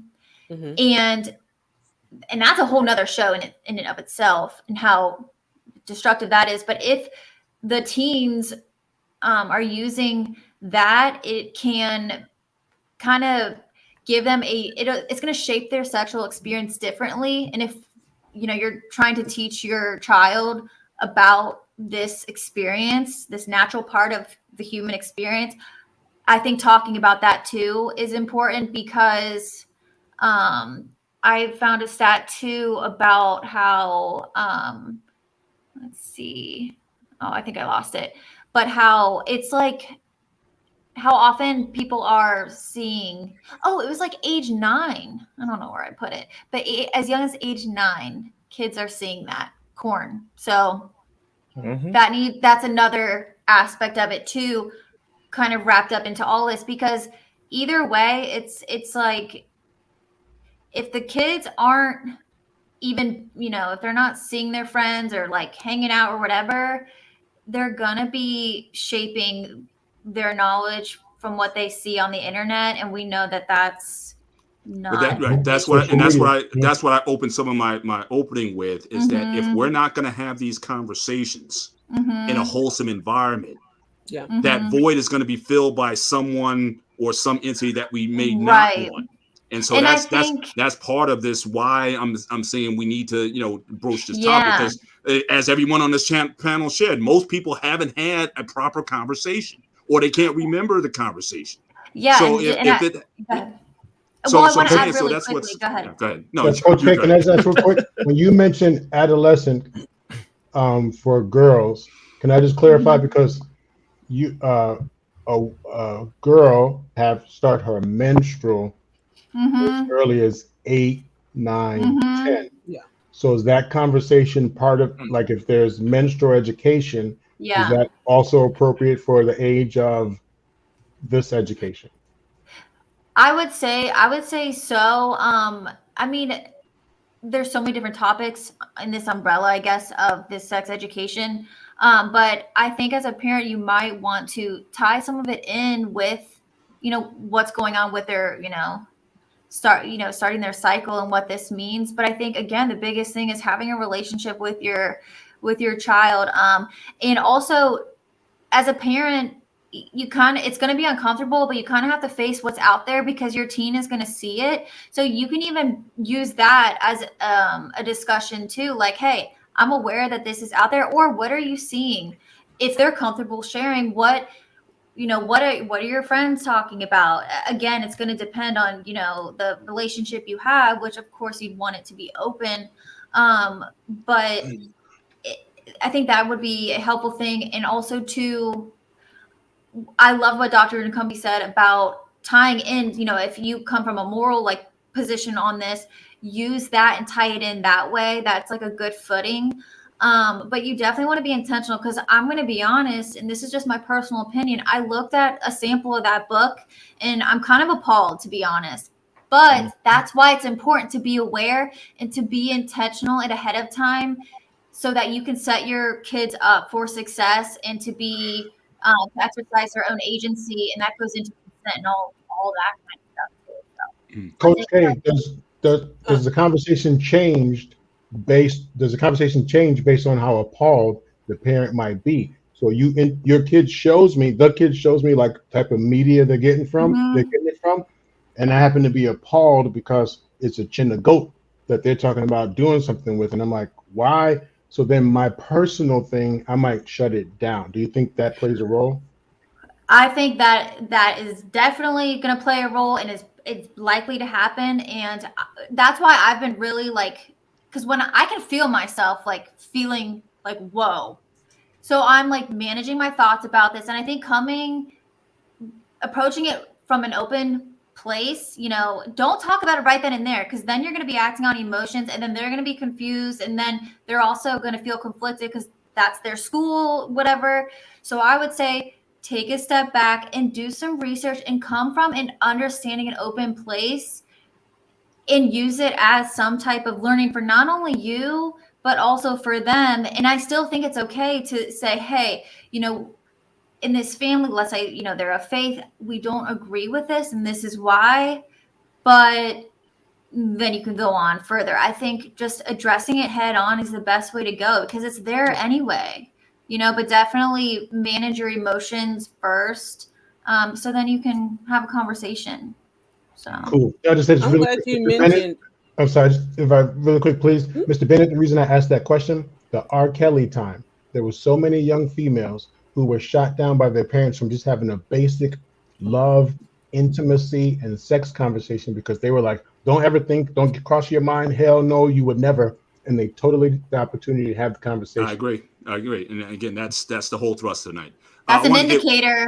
It's like, hey, parents, if you feel that way, that's something to kind of have some inquiry about, Right. But thanks. You have to get past. But I wanted to get before I had one more question to ask the panel, but I wanted to get Wife School podcast in if she had any comments on this topic as far as how do you help your kids if they're going through this self-pleasuring phase or what have you. What's it sounds a little uncomfortable. Yes. But again, it's you got kids, Yeah, I got 3 of them, and they're young, so it's like that transitional age where I notice my sons are getting bigger, their armpits are stinking, and I'm like, doggone it, this is coming now, it's coming.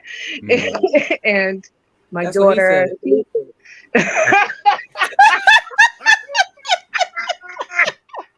I'm sorry, I always get into those situations, but it's really hard, because you have to accept that reality.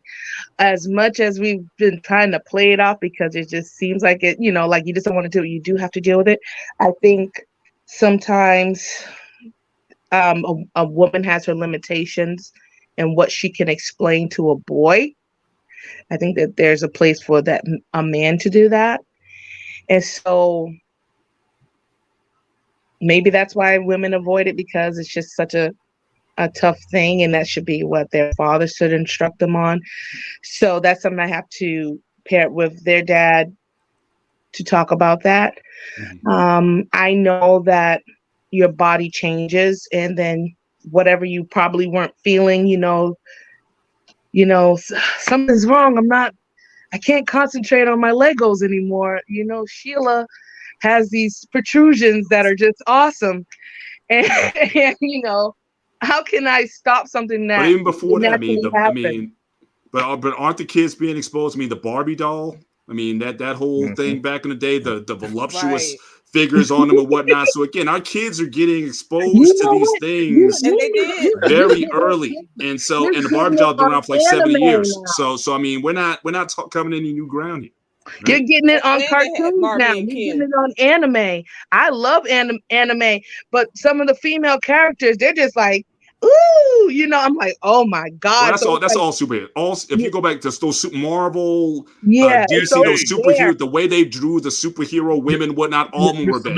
Mr. Bennett, I used to watch X-Men when I was a kid, and Storm and Rogue used to come across their screen, and I said, I go back. Listen. Right. Childhood crush. I go back to 1975. Oh, geez. Linda Carter as Wonder Woman appeared for the first time. and that was game over right there. So, Man, she so do that turn. She do that turn. that hair came out, and hey, I was sorry. So Wow. she came out in the 40s. So Wait a minute. Yeah. Dr. How they Nkume, tuck do her the circle boobs in. again. Do it one more Hey, time. she gets to spinning.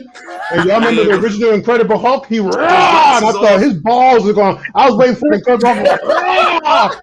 And because his shirt and all that ripped, but it's never his pants. I thought one day his balls were just going to run. Boom. So I'm just saying. So that whole thing has been out as far as sexualized women in the comics and all. Yeah. I'm not sure if I'll know how to deal with that part, but I know that that's coming. I'm not sure about my daughter, but she seems pretty reserved and modest for her age. Okay, now you say that, but don't take that for. I will say no, this. I'm not taking it for granted. I actually talk to her. I act like sometimes we can preach, like don't do this and this is our virtue, and then but me, I take opportunities. I use examples for opportunities to teach her. So we're driving and we'll see a young couple. You know how you were coming home from school. You got your boyfriend, got the arm around them. I said, you see that over there? I said, that's the start of something over.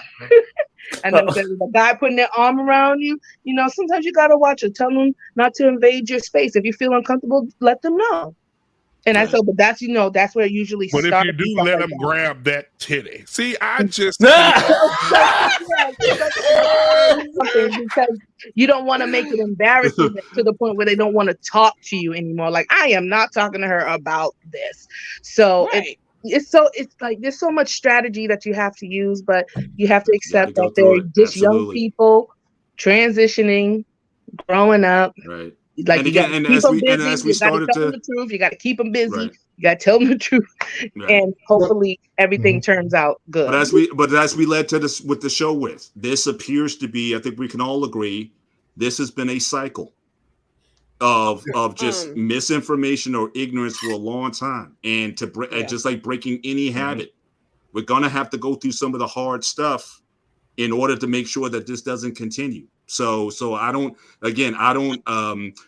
not empathetic to what you're about to go through, or like I said, what I had to go through. But like I said, I was ready. I was just ready for it. I couldn't wait to do it with my daughters, because I just felt that, look, this is, if my wife wasn't going to do it, then look, just I'm a very logical person. I knew I would have to be the one to broach the subject, and I wasn't going to blink on what my responsibility is as a parent. To give my daughters what I felt they needed at the time, and I still tell them now. You want to talk to me about anything? you can still come to me with stuff. But you know what though, talking to them about sex early is a beautiful thing. You should do that, ladies and gentlemen. However, just because we talk about it don't mean you need to be about it, because let me tell you now, I have 6. I ain't raising no more kids. I want to be able to see my daughter come to the door with her husband and her child temporarily, and leave back out. Okay, so that's a nice segue, Black Man, because you just went to my last question, and I know we're running low on the show here, running out of time on the show, because again, just as we've been some parents, I would say, have been ignorant about the age where their children are becoming sexually aware. I think we also have created as a society a dynamic. Now we talk about, especially for us conservative folks, we talk about marriage and wanting our kids to do that. But the reality is people are getting married later. So you have this biology that kicks in where women can have kids at these young teenage years, and men certainly come puberty. So there's biology, which our God created. But then we have a society that's pushing marriage back to late 20s, 30s. Yeah, the numbers. How are we gonna keep this thing going? Said, wait until you get married, but then you're getting married like almost half a lifetime after you become sexually capable of being. Now, whether your mind is mature enough for it or not, that's another story. I don't know if we're raising people to be mature. I think overall we're not raising people to be as mature at ages. Guys are doing it 30, we used to do it 20. So I get that aspect of it. But again, how can you sort of keep this in when the hormones are saying one thing at 14, 15 years old, but you're not even thinking about marriage until you're like 10, 30. 12, even half your life into this thing, and yet we're expecting our kids to be celibate or virgins until this act happens. So I think we also have to be realistic about what society is preaching versus what biology is driving, and how do we buffer those years that our kids don't make those mistakes, or should we? Because my thing is, I think we should be really encouraging kids to be married younger, but have the family unit though, the larger generations to help support. We talked about the Latinos, multi-generational homes. Yeah, get married at 21, 22 years old. I agree. Live in the house for a few years, save up your chips, and then go off and do what you need to do. But we need the community to come together if we want to support that. But if the average age of people getting married is 31, 32 years old, how are we going to sell this abstinence thing, or how are we going to sell this? You're not going to have Bennett, let us answer. Let us answer. Yeah, I'm a framer, so I apologize for that. Go ahead. He is upset. Statistically, it's a 10-year gap between marriage and babies, and it's backwards. So they're having babies by 21, getting married by 31. So they're having the babies first, and not to the dude who put the baby in them. Exactly. So now let's talk about it. You going from hard penis, wet vagina. Oh my God, I gotta have it. Right. 15 minutes in, you say, oh yes, right. And then after you get that, you get pregnant. 9 months later, you have a baby. Now you and the dude broke up. Let's fast forward 8 years, right? Say for instance, you guys are together for 2. Fast forward 8 years. Now you're going through the child support system because y'all not together no more. Now you add more stress. And then 8 years later, you're looking for a man to accept you and your child. And then now you want to get married at 31. Now a man has a responsibility to a child that's not his. And then you may not want no more children, but he may want to have kids of his own. It just creates a big old clusterfuck. So I'll go really quick. So I think tying those two things together is kind of explain, instead of just saying don't do this, whatever, explain the reasons why.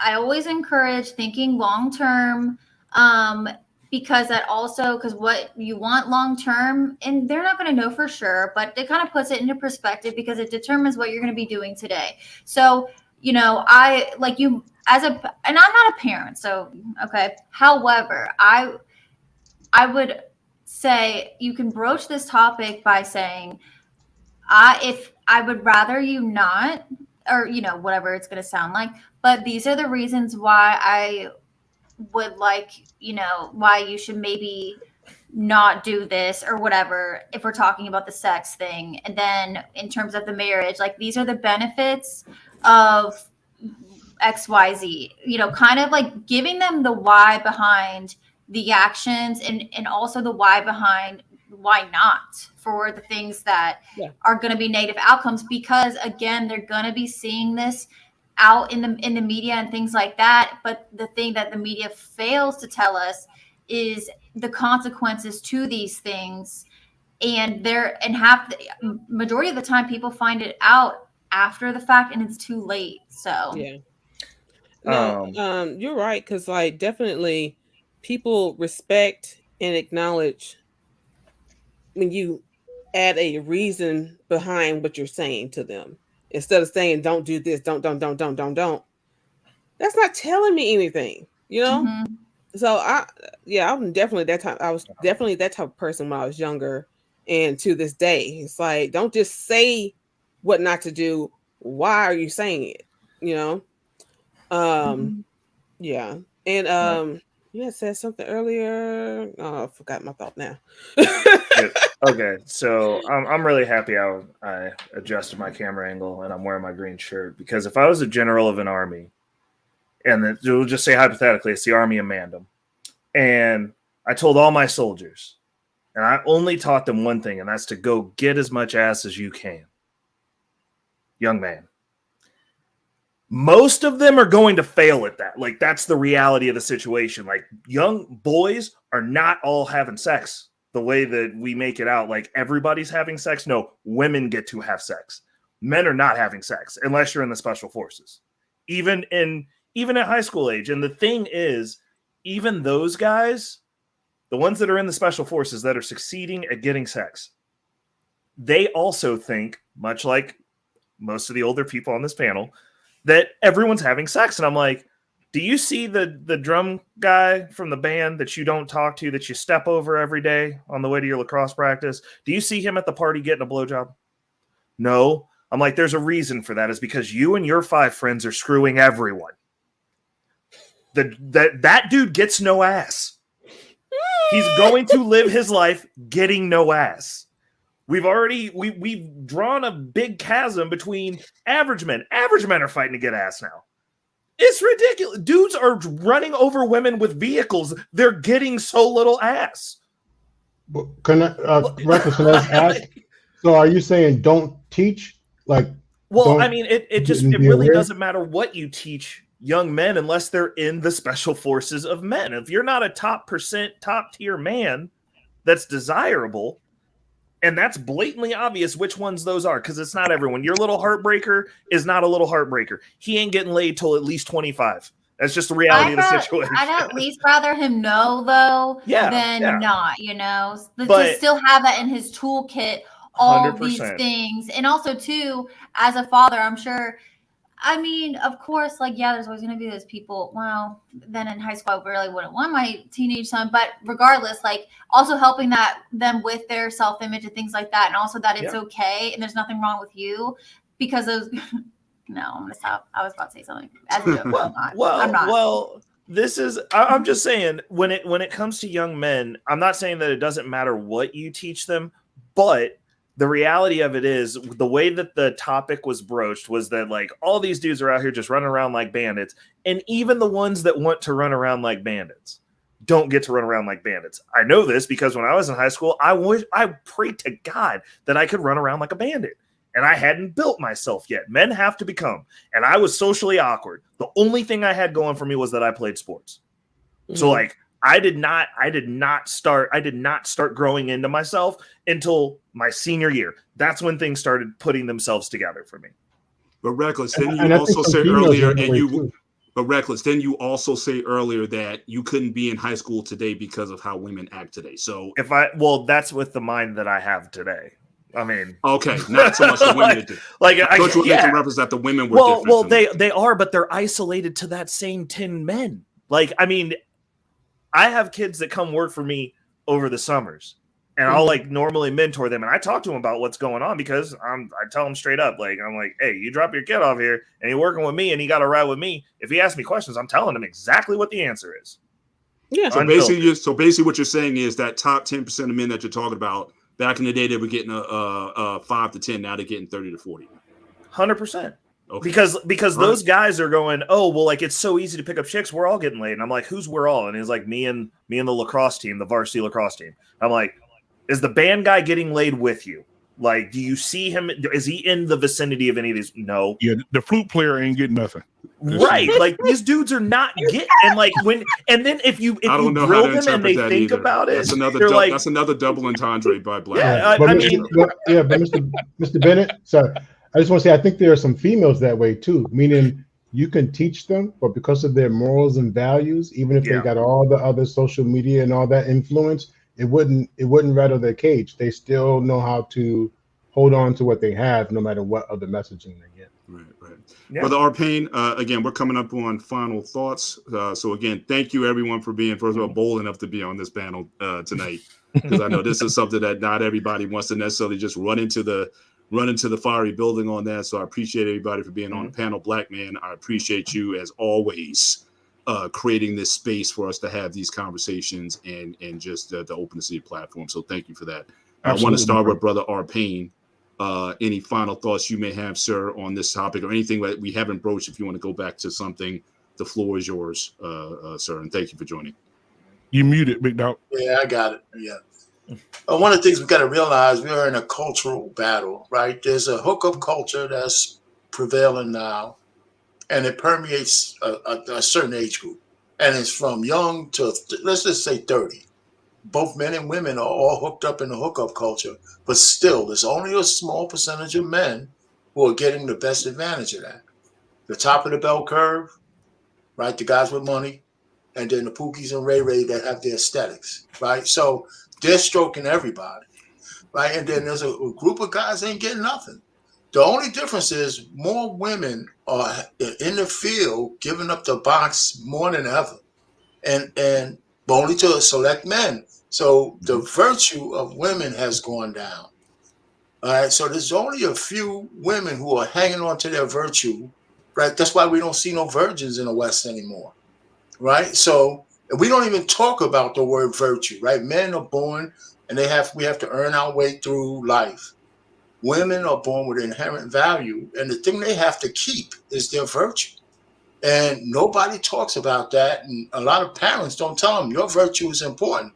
And it's not just to get a man. It's also about the way we're different in the sexual encounter. Yeah. We're not the same. Yeah. And so even when we have these discussions, Mr. Bennett, we don't have to be negative with with the boys or the girls. It's just that the discussion is a little bit different. And it's not a double standard. It's a different standard for us. And that's the thing that we don't say enough, right? We all think that there's the feminism and all this stuff, say men and women are equal. We're not equal. We're equal under the eyes of God, but we're not equal, biologically. Culture impacts us differently, and the environment, laws, and all that stuff impact us differently. And so I'm glad you said that, because people don't think about that. It's just a difference. Yeah. It's not, yeah.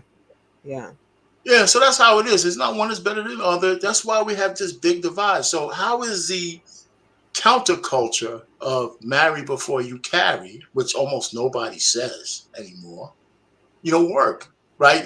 For a teenager, yeah, maybe you could say that. But when a woman gets in her 20s and the clock starts to tick, and we have the culture saying, well, and woman after woman say, well, and the celebrities saying, I can have a baby without a man around, and we parade them. And we make that look fancy. And that's a big thing to fight against, right? All the stars, all the female stars, pregnant as hell, because they got a little bit of money.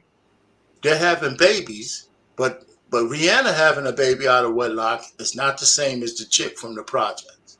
Right. So, but they all see it the same. So we're in this big conundrum now. And you're right, Mr. Ben. I mean, the way we talk about sex could change, but the way we apply sex to ourselves, it's like the message isn't getting through, because it doesn't seem like nobody thinks sex is negative, because the women are having it like crazy, and the men want to have it, but they have to have the look or the money to get it, and so that's where we are. And my man, was that Reckless? Listen, they ain't just the old guys are not the ones saying everybody got it. The same thing that you're saying is it's always a small percentage of the guys who were stroking all the honey. And there was a whole bunch of guys, trying to find their own way with sticky magazines. Right. Anyway, right. And you know what? Before you go, Mr. Payne and everybody else, that a few weeks ago the world was on fire as far as media, talking about Ebony K. Williams when she said about the bus driver. Ebony K. Williams hasn't since blown up since then. All right, her subscriptions have went skyrocketed. Her views are in the millions. She has really profited a lot off of this. Now, let me say what she did. She profited so much that the ABC called her and said, "We would like you to be a part of The View." Oh Lord. Oh yes. And so she went on The View, and these were her words. She talked about the bus driver thing, and then one of the ladies asked her, "So I hear that you're trying to have a baby." She said, "Yes. I went to a sperm bank and found me a nice man, and also after 18 years he'll be able to meet the child." After 18 years, they said, "Well, aren't you dating right now as well?" She said, "I am dating. My dentist hooked me up with somebody." So basically, you're going to go get artificially inseminated, have the baby while you're dating another man. Oh Lord! We'll talk about. I'm gonna have a show. I'm gonna do a reaction. He's desperate. Yeah, but that's what we have. What they say in 2040, something like that. You know, half the women will be, you know, single, childless, and all that kind of stuff. But you know, the Ebony K. Williams thing is part of this too. There's women waiting a long time, freezing their eggs and stuff like that. So I mean, that's a whole other story. So we'll definitely talk about that. All right, thank you so much for being here, Mr. Payne. All right, thank you. Thanks, Pam. I told you when we were talking about that shit that she was gonna go to a sperm donor. I told you. I didn't said it. But yeah, you know what? From the moment your kid is born, you should be working on having a good connection with your kid to where they feel comfortable with talking to you about anything and everything.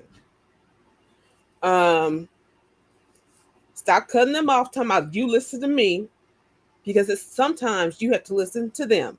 They have things to say. So just shut up and listen. I believe Coach K brought up using different TV shows or live to have conversations. I do that all the time with my daughter. It's the best segue into having some of these conversations. So it's not just brought out of the air and you're talking about it. But yeah. So where's my name? I am the Black American Elf. Got my ears today, you know what I'm saying? You can stop it.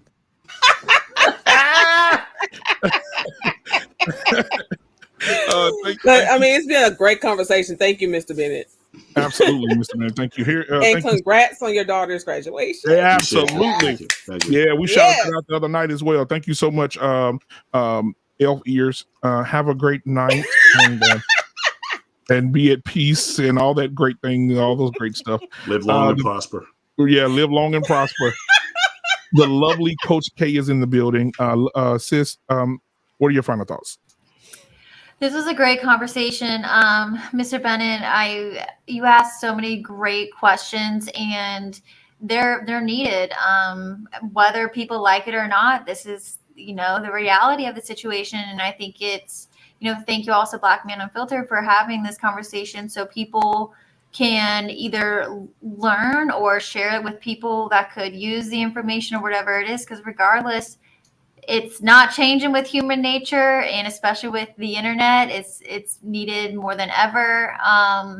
So yeah, just great conversation through and through. But I would say having a relationship with your child and having communication is always going to be the way to go with all the complexities of this.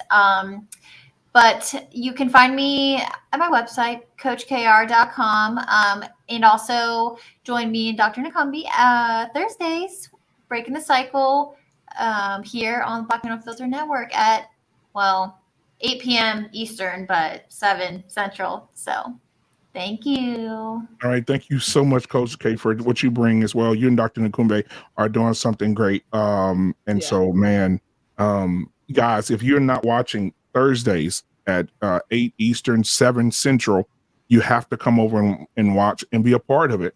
They're asking, Dr. Nakumbi he does this for a living. Coach K is a coach, right? Life coach. They do this. And so they're answering questions. You're able to ask questions in the chat. They're going to be dropping the link and bringing people up to have these conversations, uninterrupted conversations, where they're going to really dig into what they're trying to help you with. So, guys, every Thursday at 7 p.m. Central, 8 p.m. Eastern, please tune in to their show. It's amazing, and I can't say enough about it. I think they do a great job. I just sit back and be like, man, look at them. Again, let me go ahead and prop them up. Here we go, right there. Oh, there it is. Breaking the cycle, ladies and gentlemen. Be the change. Be the change and break the chains. On Black Man Unfiltered Network on Thursday, 7 p.m. Central, 8 p.m. Eastern, guys. All right. All right. So her partner. Yeah, her partner in crime. All right. Yes. Dr. Yes. Thank you. What's up, man? What's your thoughts? Final thoughts. So a couple of things. One, remember the conversations of yesteryear was really between you and that kid. Mm-hmm. The conversations today are between you, that kid, versus or with social media, school, teachers who have their perspectives, counselors who have their perspectives, programs who believe your child has a right to change their whole system at whatever age. So you have all these different perspectives that you're competing with. So that's another difference in the conversation. The wife podcast said earlier about building that relationship and being able to say to her little one, having that conversation at a certain age to where they can feel comfortable having that more sensitive conversation with you later. I don't know if you guys have ever seen, or those listening, I don't know if you've ever been intimate with your partner and you might have kids at home, like a pat on the butt or a kiss or whatever, or any of these areas of the body where the kid sees that. Be open to normalizing that you're not being bad or wicked or this or that. And then one of the benefits of being married or one of the benefits of being in a relationship, so helping them to normalize that.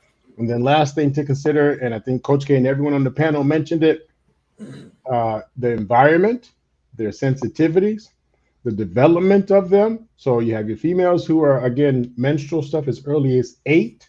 You have guys who are going through their puberty stuff at 12, 13, 14. And what is their ability to manage the conversation, not feel super. We live in this extremely sensitive time. So body shaming, just even explaining, if you say, well, son, you got to get in there, lift up your gut, and you got to, oh, dad. I mean, it just depends on what you say and how you talk to them.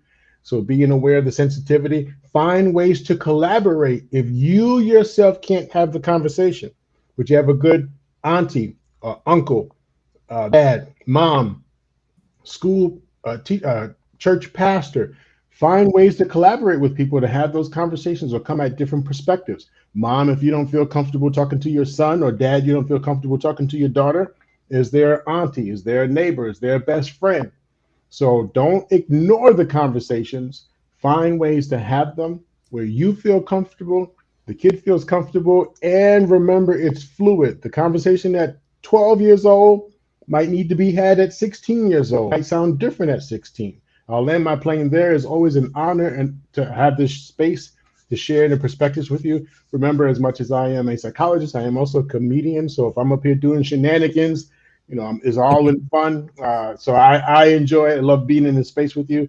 Thank you, Black Man Unfiltered. Thank you, Mr. Bennett, for facilitating the conversation. And thank you, panel, for allowing me to share in the space with you. And thank you, chat.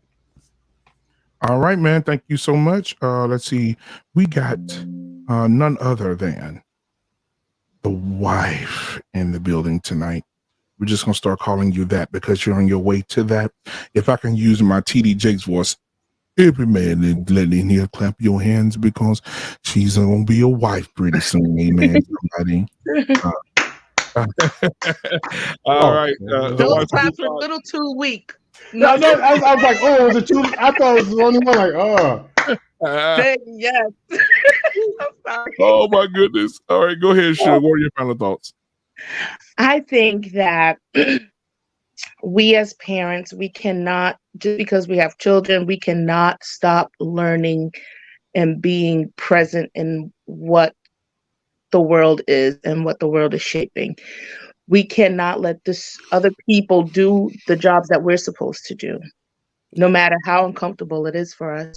We should always be learning, always reading, and keeping ourselves updated. Your phone needs an update, this and that. You need to get an updated phone because that one like trash. Like some ideas have to kind of transition to the current times so that you can address the issues and put it in context. It doesn't have to veer away from your traditions, but you have to make your traditions relevant to the current time. And now that we have so much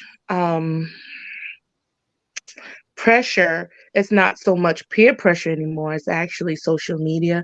It's actually companies. It's actually people that want to capitalize off this market. We really have to step in and step up and have those conversations as soon as possible and really help our children navigate this sensitive time in their lives. They're human. They're just little humans. That's all. Yeah. We needed that help too. And a lot of us, we've gone so far in our lives that we had to learn how to reparent ourselves. So don't wait till your child has to learn to reparent himself. And then there's 3 children later. Now they can't find a man that really wants to do it now. It's all an investment. That's why we see a lot of other cultures, they invest in their children. They know it may be hard. They know that the kids may not like it. The kids may not like their circumstances, or like, my parents are too hard, but also remain human. But you have to invest in your children so that they have the best outcomes in life as best as possible. We can't control everything, but you definitely can set them on that right or better path than most that are left by the wayside. So, and I'm just thankful that, Black man, that you included people that are parents, that aren't parents, that are new parents, old parents, and also clinical, professionals that can give reason and context to combining emotional and physical, all that together. So that's what we really need, because we often try to navigate these sensitive issues without, clinical help, which Right. is not which hasn't helped us. Sometimes the pastors need help too. They don't even have a right mindset sometimes. So who can I find?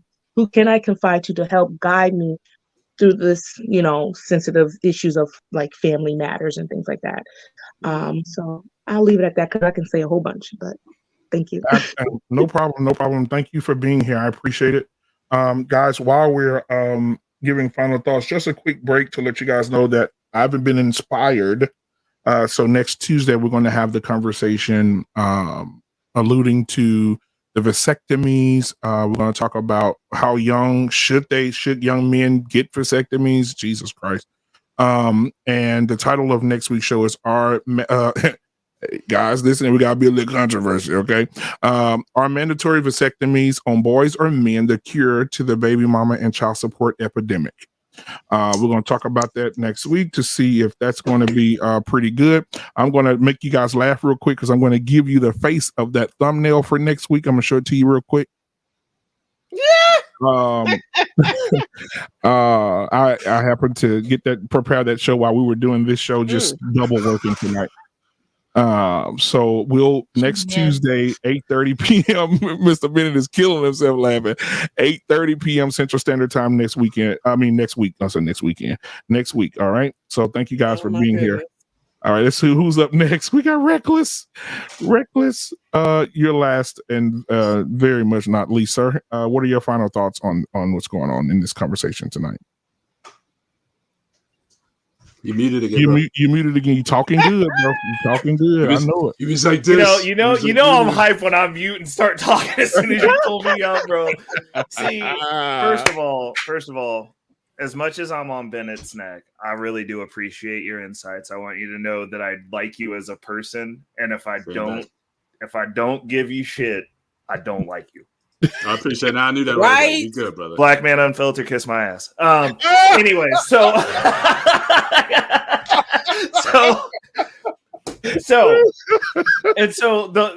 Black man drops this thing talking about the women being childless and alone, and they're not going to be childless. They're going to make babies. They're going to go to the sperm donor. They're going to have kids that did not ask to be here. And this is the thing that's going to get me on and off of my soapbox.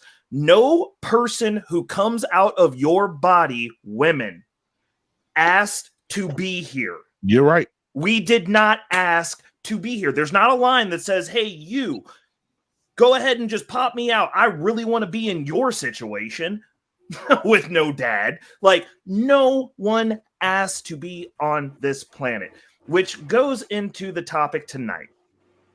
You are not creating children as an accessory. You are not creating children to check off something on a damn list.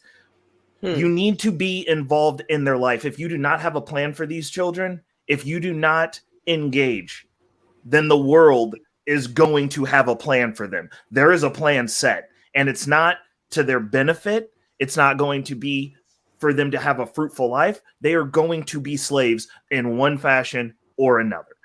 To my next point, you need to be the example. No one gives a shit what you say. No one's listening to you. As a child, children watch. It's none of that do what I say, not what I do. That never worked. It never worked. How do you think you did the dumb stuff, adult, that you do now? Like, it doesn't even make sense. So understand that they're watching. Understand that you have to live a set standard and be the example for that child, because at the end of the day, even if you have limited impact or limited influence in that child's life because you're sending them to public school and your situation's not set up to where like you can have a stay-at-home mom that raises the kids and maybe educates them.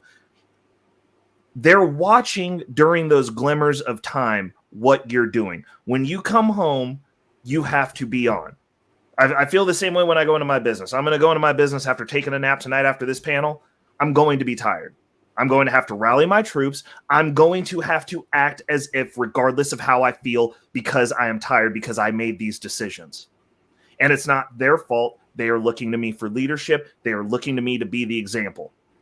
I do not get to turn that off. You as a parent do not get to turn that off. You do not have the privilege of coming home and being tired and getting on Xbox and going and working one out.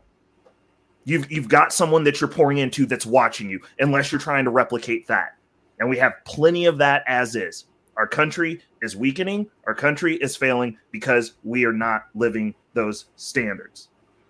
Last point, nothing changes. None of this is new. The only thing that's changed is the players of the game and the board that we're on a little bit. This is all the same stuff that has been going on since days of old. Only difference is we get to see it and react to it in real time every single day because we get to see every horrible thing that's happening. And my question, my challenge to those of you who do have parents, who do have kids, because I don't have kids. Like I made that decision to not have kids, and you know, like you can be out here in these streets, you cannot have kids. That is also an option, man. A little bit of discipline goes a long way. But my challenge to you is, with all the stuff that's going wrong in this world, what are you doing actively in your home within your threshold that's right? Start highlighting that. I'm going to land it. Well, damn. I don't know. The boy came in and preached a sermon. That's right, Jerry. I mean, Yes. How? Have my shape. I'm sorry. I had to remind myself where I was at. Praise God. Very good. That's right. Pass the plate. Is that what you imitate sometimes, Black Man Unfiltered? Because I swear I've heard that before. I've never seen that video. Hey, you know what, Reckless? Before you leave, because you know I always like to have fun, guys. Before you leave, I have a video of Coach K's uncle. And so I want to play that real quick, and then we're going to get out of here. Because all my life you have been faithful. Come on, contract. And all my life you have been so good. Every breath that I am. Coach K is in the blue dress in the back. Watch Coach K in the blue dress. Okay, here it comes. Here she comes. Look, Coach K right there. There she is. Swim, Coach K, swim.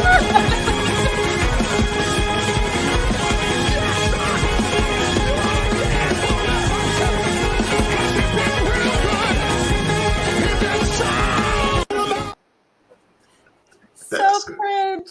So cringe. I know my brother. That was pretty good. So, Coach K, I just want to thank you and your family for giving us so much content. I just thank your uncle enough for that beautiful rendition. That was beautiful. And so on behalf of, I just want to appreciate you guys and make you guys laugh before you leave. However, we also have beautifully animated cousins, and they gave me a video as well. My name is Rosa. I'm so supposed to sit in the back, but I'm tired of hell, so I'm finna sit right closer. Yeah. Come get me up then. It's gonna take about 3, 4, 5 minutes. And I ain't finna repeat myself again. Fight me. Somebody get her. My name is Eve. Yeah. I didn't believe. Yeah. I trusted Satan, ate that apple, he deceived. Yeah. And yeah, I'm naked. I thought I was awakened. I'm the first to do it. Y'all my daughters, we related. Yeah. Trick on Big Harry. Yeah. Don't call me slave hoe. Down mouth of dope. When I say run, you better go. In the dark, that Glocky glow. Don't call me human hoe. That's the disrespect. That was awesome. And so, guys, again, thank you. Thank you so much for being here. Now we have one more. We have Mr. Bennett, of course. I have him on video as well. And one time, Mr. Bennett went out on a guy's trip, got really, really high, and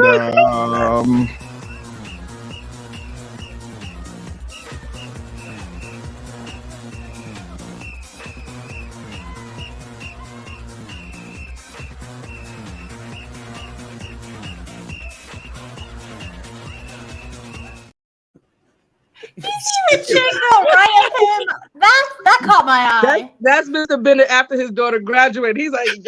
Oh my God! But Mr. Bennett, I want to give you your flowers. Corey did not call me the F on the shelf.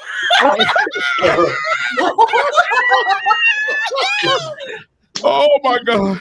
So, Mr. Bennett, I just want to give you your flowers, Mr. Bennett. Thank you so much. I know I have creativity, but it's always good to have another person who has a line of creativity to inspire those who create. So, thank you so much for bringing this to my attention and say, hey, listen, this is something that we need to talk about. And I say that for everybody, even on the panel right now. Anything that you feel that we can talk about that can make any type of difference. That's why we're here. This platform is for you. You guys are family. And so let's have that conversation. Next week, when we have that conversation about the vasectomies, there's somebody out there saying, damn, why don't nobody talk about men getting vasectomies? Well, we're going to talk about it next week. Oh my God. Oh, wow. This is that big, bro. What are you cutting? You're cutting all off. Whoa. And you know what's going to happen though? What's going to happen is when they do that snip again, Mr. Bennett, I didn't give me see it again.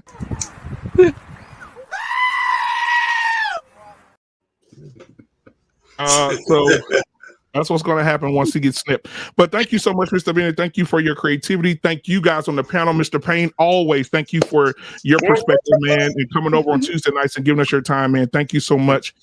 Thank you so much, Beautifully Animated, for giving me your time. Dr. Nkumbe and Coach K, you know the dynamic duo of the mind and the brain. Thank you so much for what you give to the network as well. You guys are amazing. I appreciate it. Oh, the wife. I got to change my voice I don't know why I got to change my voice when I bring her up. The Wife Podcast is in the building tonight. Make sure, men, her DMs are wide open and she's taking applications. Amen. Touch your neighbor and say there's a marriage coming. Oh, yes. Anyway, so we got my boy in the house tonight. Listen, man, he has a perspective, man. Reckless, thank you so much, man, for giving your time, and thank you for giving back to the community with the young men that and possibly young women that you hired during the summer. I know that's right around the corner for you. So thank you for what you contribute to this world, man. I appreciate it. Mr. Bennett, do you have any final thoughts? Well, first of all, I appreciate your trust in me, always. I don't take that for granted. Give me an opportunity to share my perspective in the space. So again, thank you for that.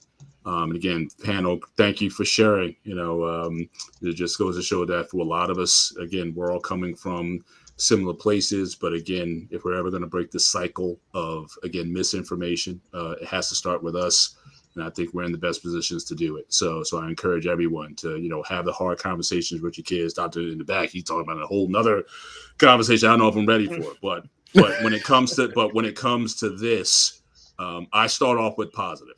I think sex is good. I think sex is beneficial. I got all kinds of stats here. It can add 7 years to your life. There's real science that backs that up. Damn. So again, this is a good thing, and it needs to be treated with the seriousness that it deserves. And our kids need to have the information and the education to best apply to their lives, and let it be a blessing to their lives. So I start with that positive. I never tried to scare my kids or anyone, with the sex talk. But I'm starting from a good place. But just like anything else, you can overuse it, you can abuse it, you can take anything good and abuse it. But I start off with the good, and that's my that's how I've taken this conversation. But again, this was a good show, and I just appreciate everything that Black Man does on this panel. Anybody who's been on tonight, make sure you like us, and if you can, subscribe to the channel. I mean, Black Man puts so much work into not only this show, but just empowering people to have other shows. And if you have ideas, he'll work with you. He wants, he understands when everybody eats, he eats. So, I really, that's one of the reasons why I support, what he does. I think he does a lot of godly work in the space, keeps it fun. And I think this is just a channel worth subscribing to and following. And as we look to bring you good content every week. But again, you can find me here. Usually I'm here Tuesdays and Fridays. I'll probably be on the show tomorrow because the Celtics lived another day. So I'll be able to brag on the Celtics exactly tomorrow. So I'll talk about those guys tomorrow. But you can find me on Instagram, Paul T. Bennett on Instagram. And I usually focus a lot on fitness, faith, family. Again, I just got 2 daughters who just graduated college, masters and bachelors. In fact, we got another graduation from my niece next week. She's got her doctor's degree. She's going to be an OB doctor in Florida. So again, just a lot of positive things that have happened for our family. And so I'm just promoting, fit a lifestyle, fit over 50. Is something I'm always promoting. Y'all not popping out babies. Y'all popping out degrees. Yeah, but we had to do the babies first, so that's another conversation. But exactly. All right, now, guys, Mr. Bennett, I know me and you talked about this.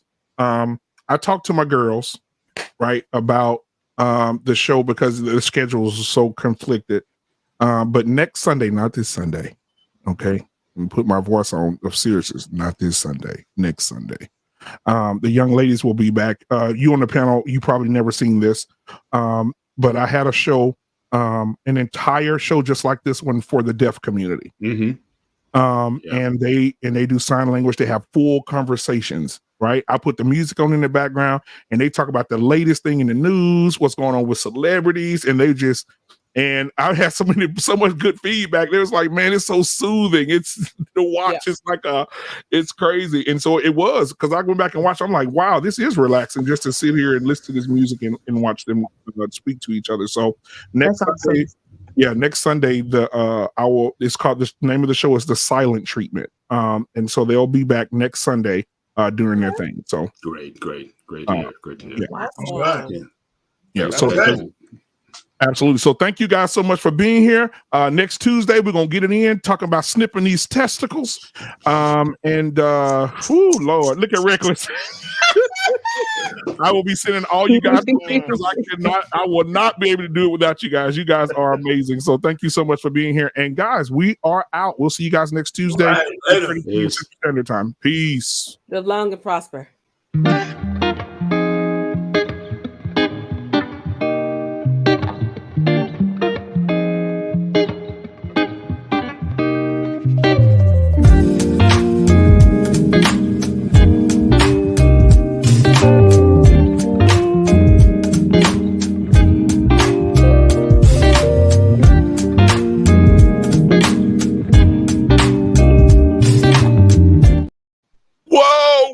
Whoa, wait a minute.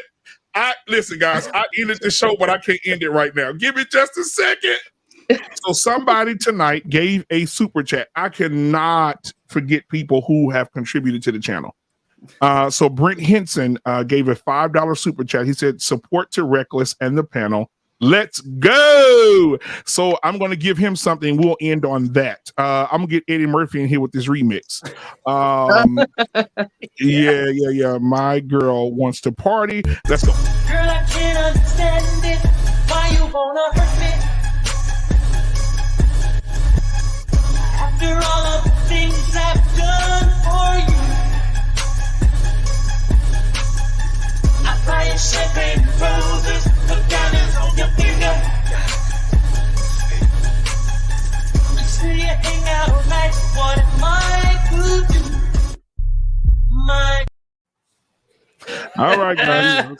Yes, He's got me talking about yes, his beautiful plastic ex-wife. absolutely. Yeah, they squabbling out there now. Yeah. If you have not watched Snowfall, guys, that is an amazing series. Yes. And what's the director's name? Oh my God, I just skipped my mind. He's a great director. He passed away. Oh, He made Boys in the Hood, Men's to Society. Singleton. Oh, John Singleton. John Yeah. Singleton, John yeah. Singleton, yeah. And when he passed away, man, they just wanted to end it. But that show is amazing. Amazing. So if you haven't watched Snowfall, go watch that. And the guy you just saw, that's Unc. Unc is he gonna keep you rolling throughout. So but thank you guys for being here, man. I just want to get that out because you got to give shouts out to the people who support you the most. Yeah, so we out. Definitely. Peace.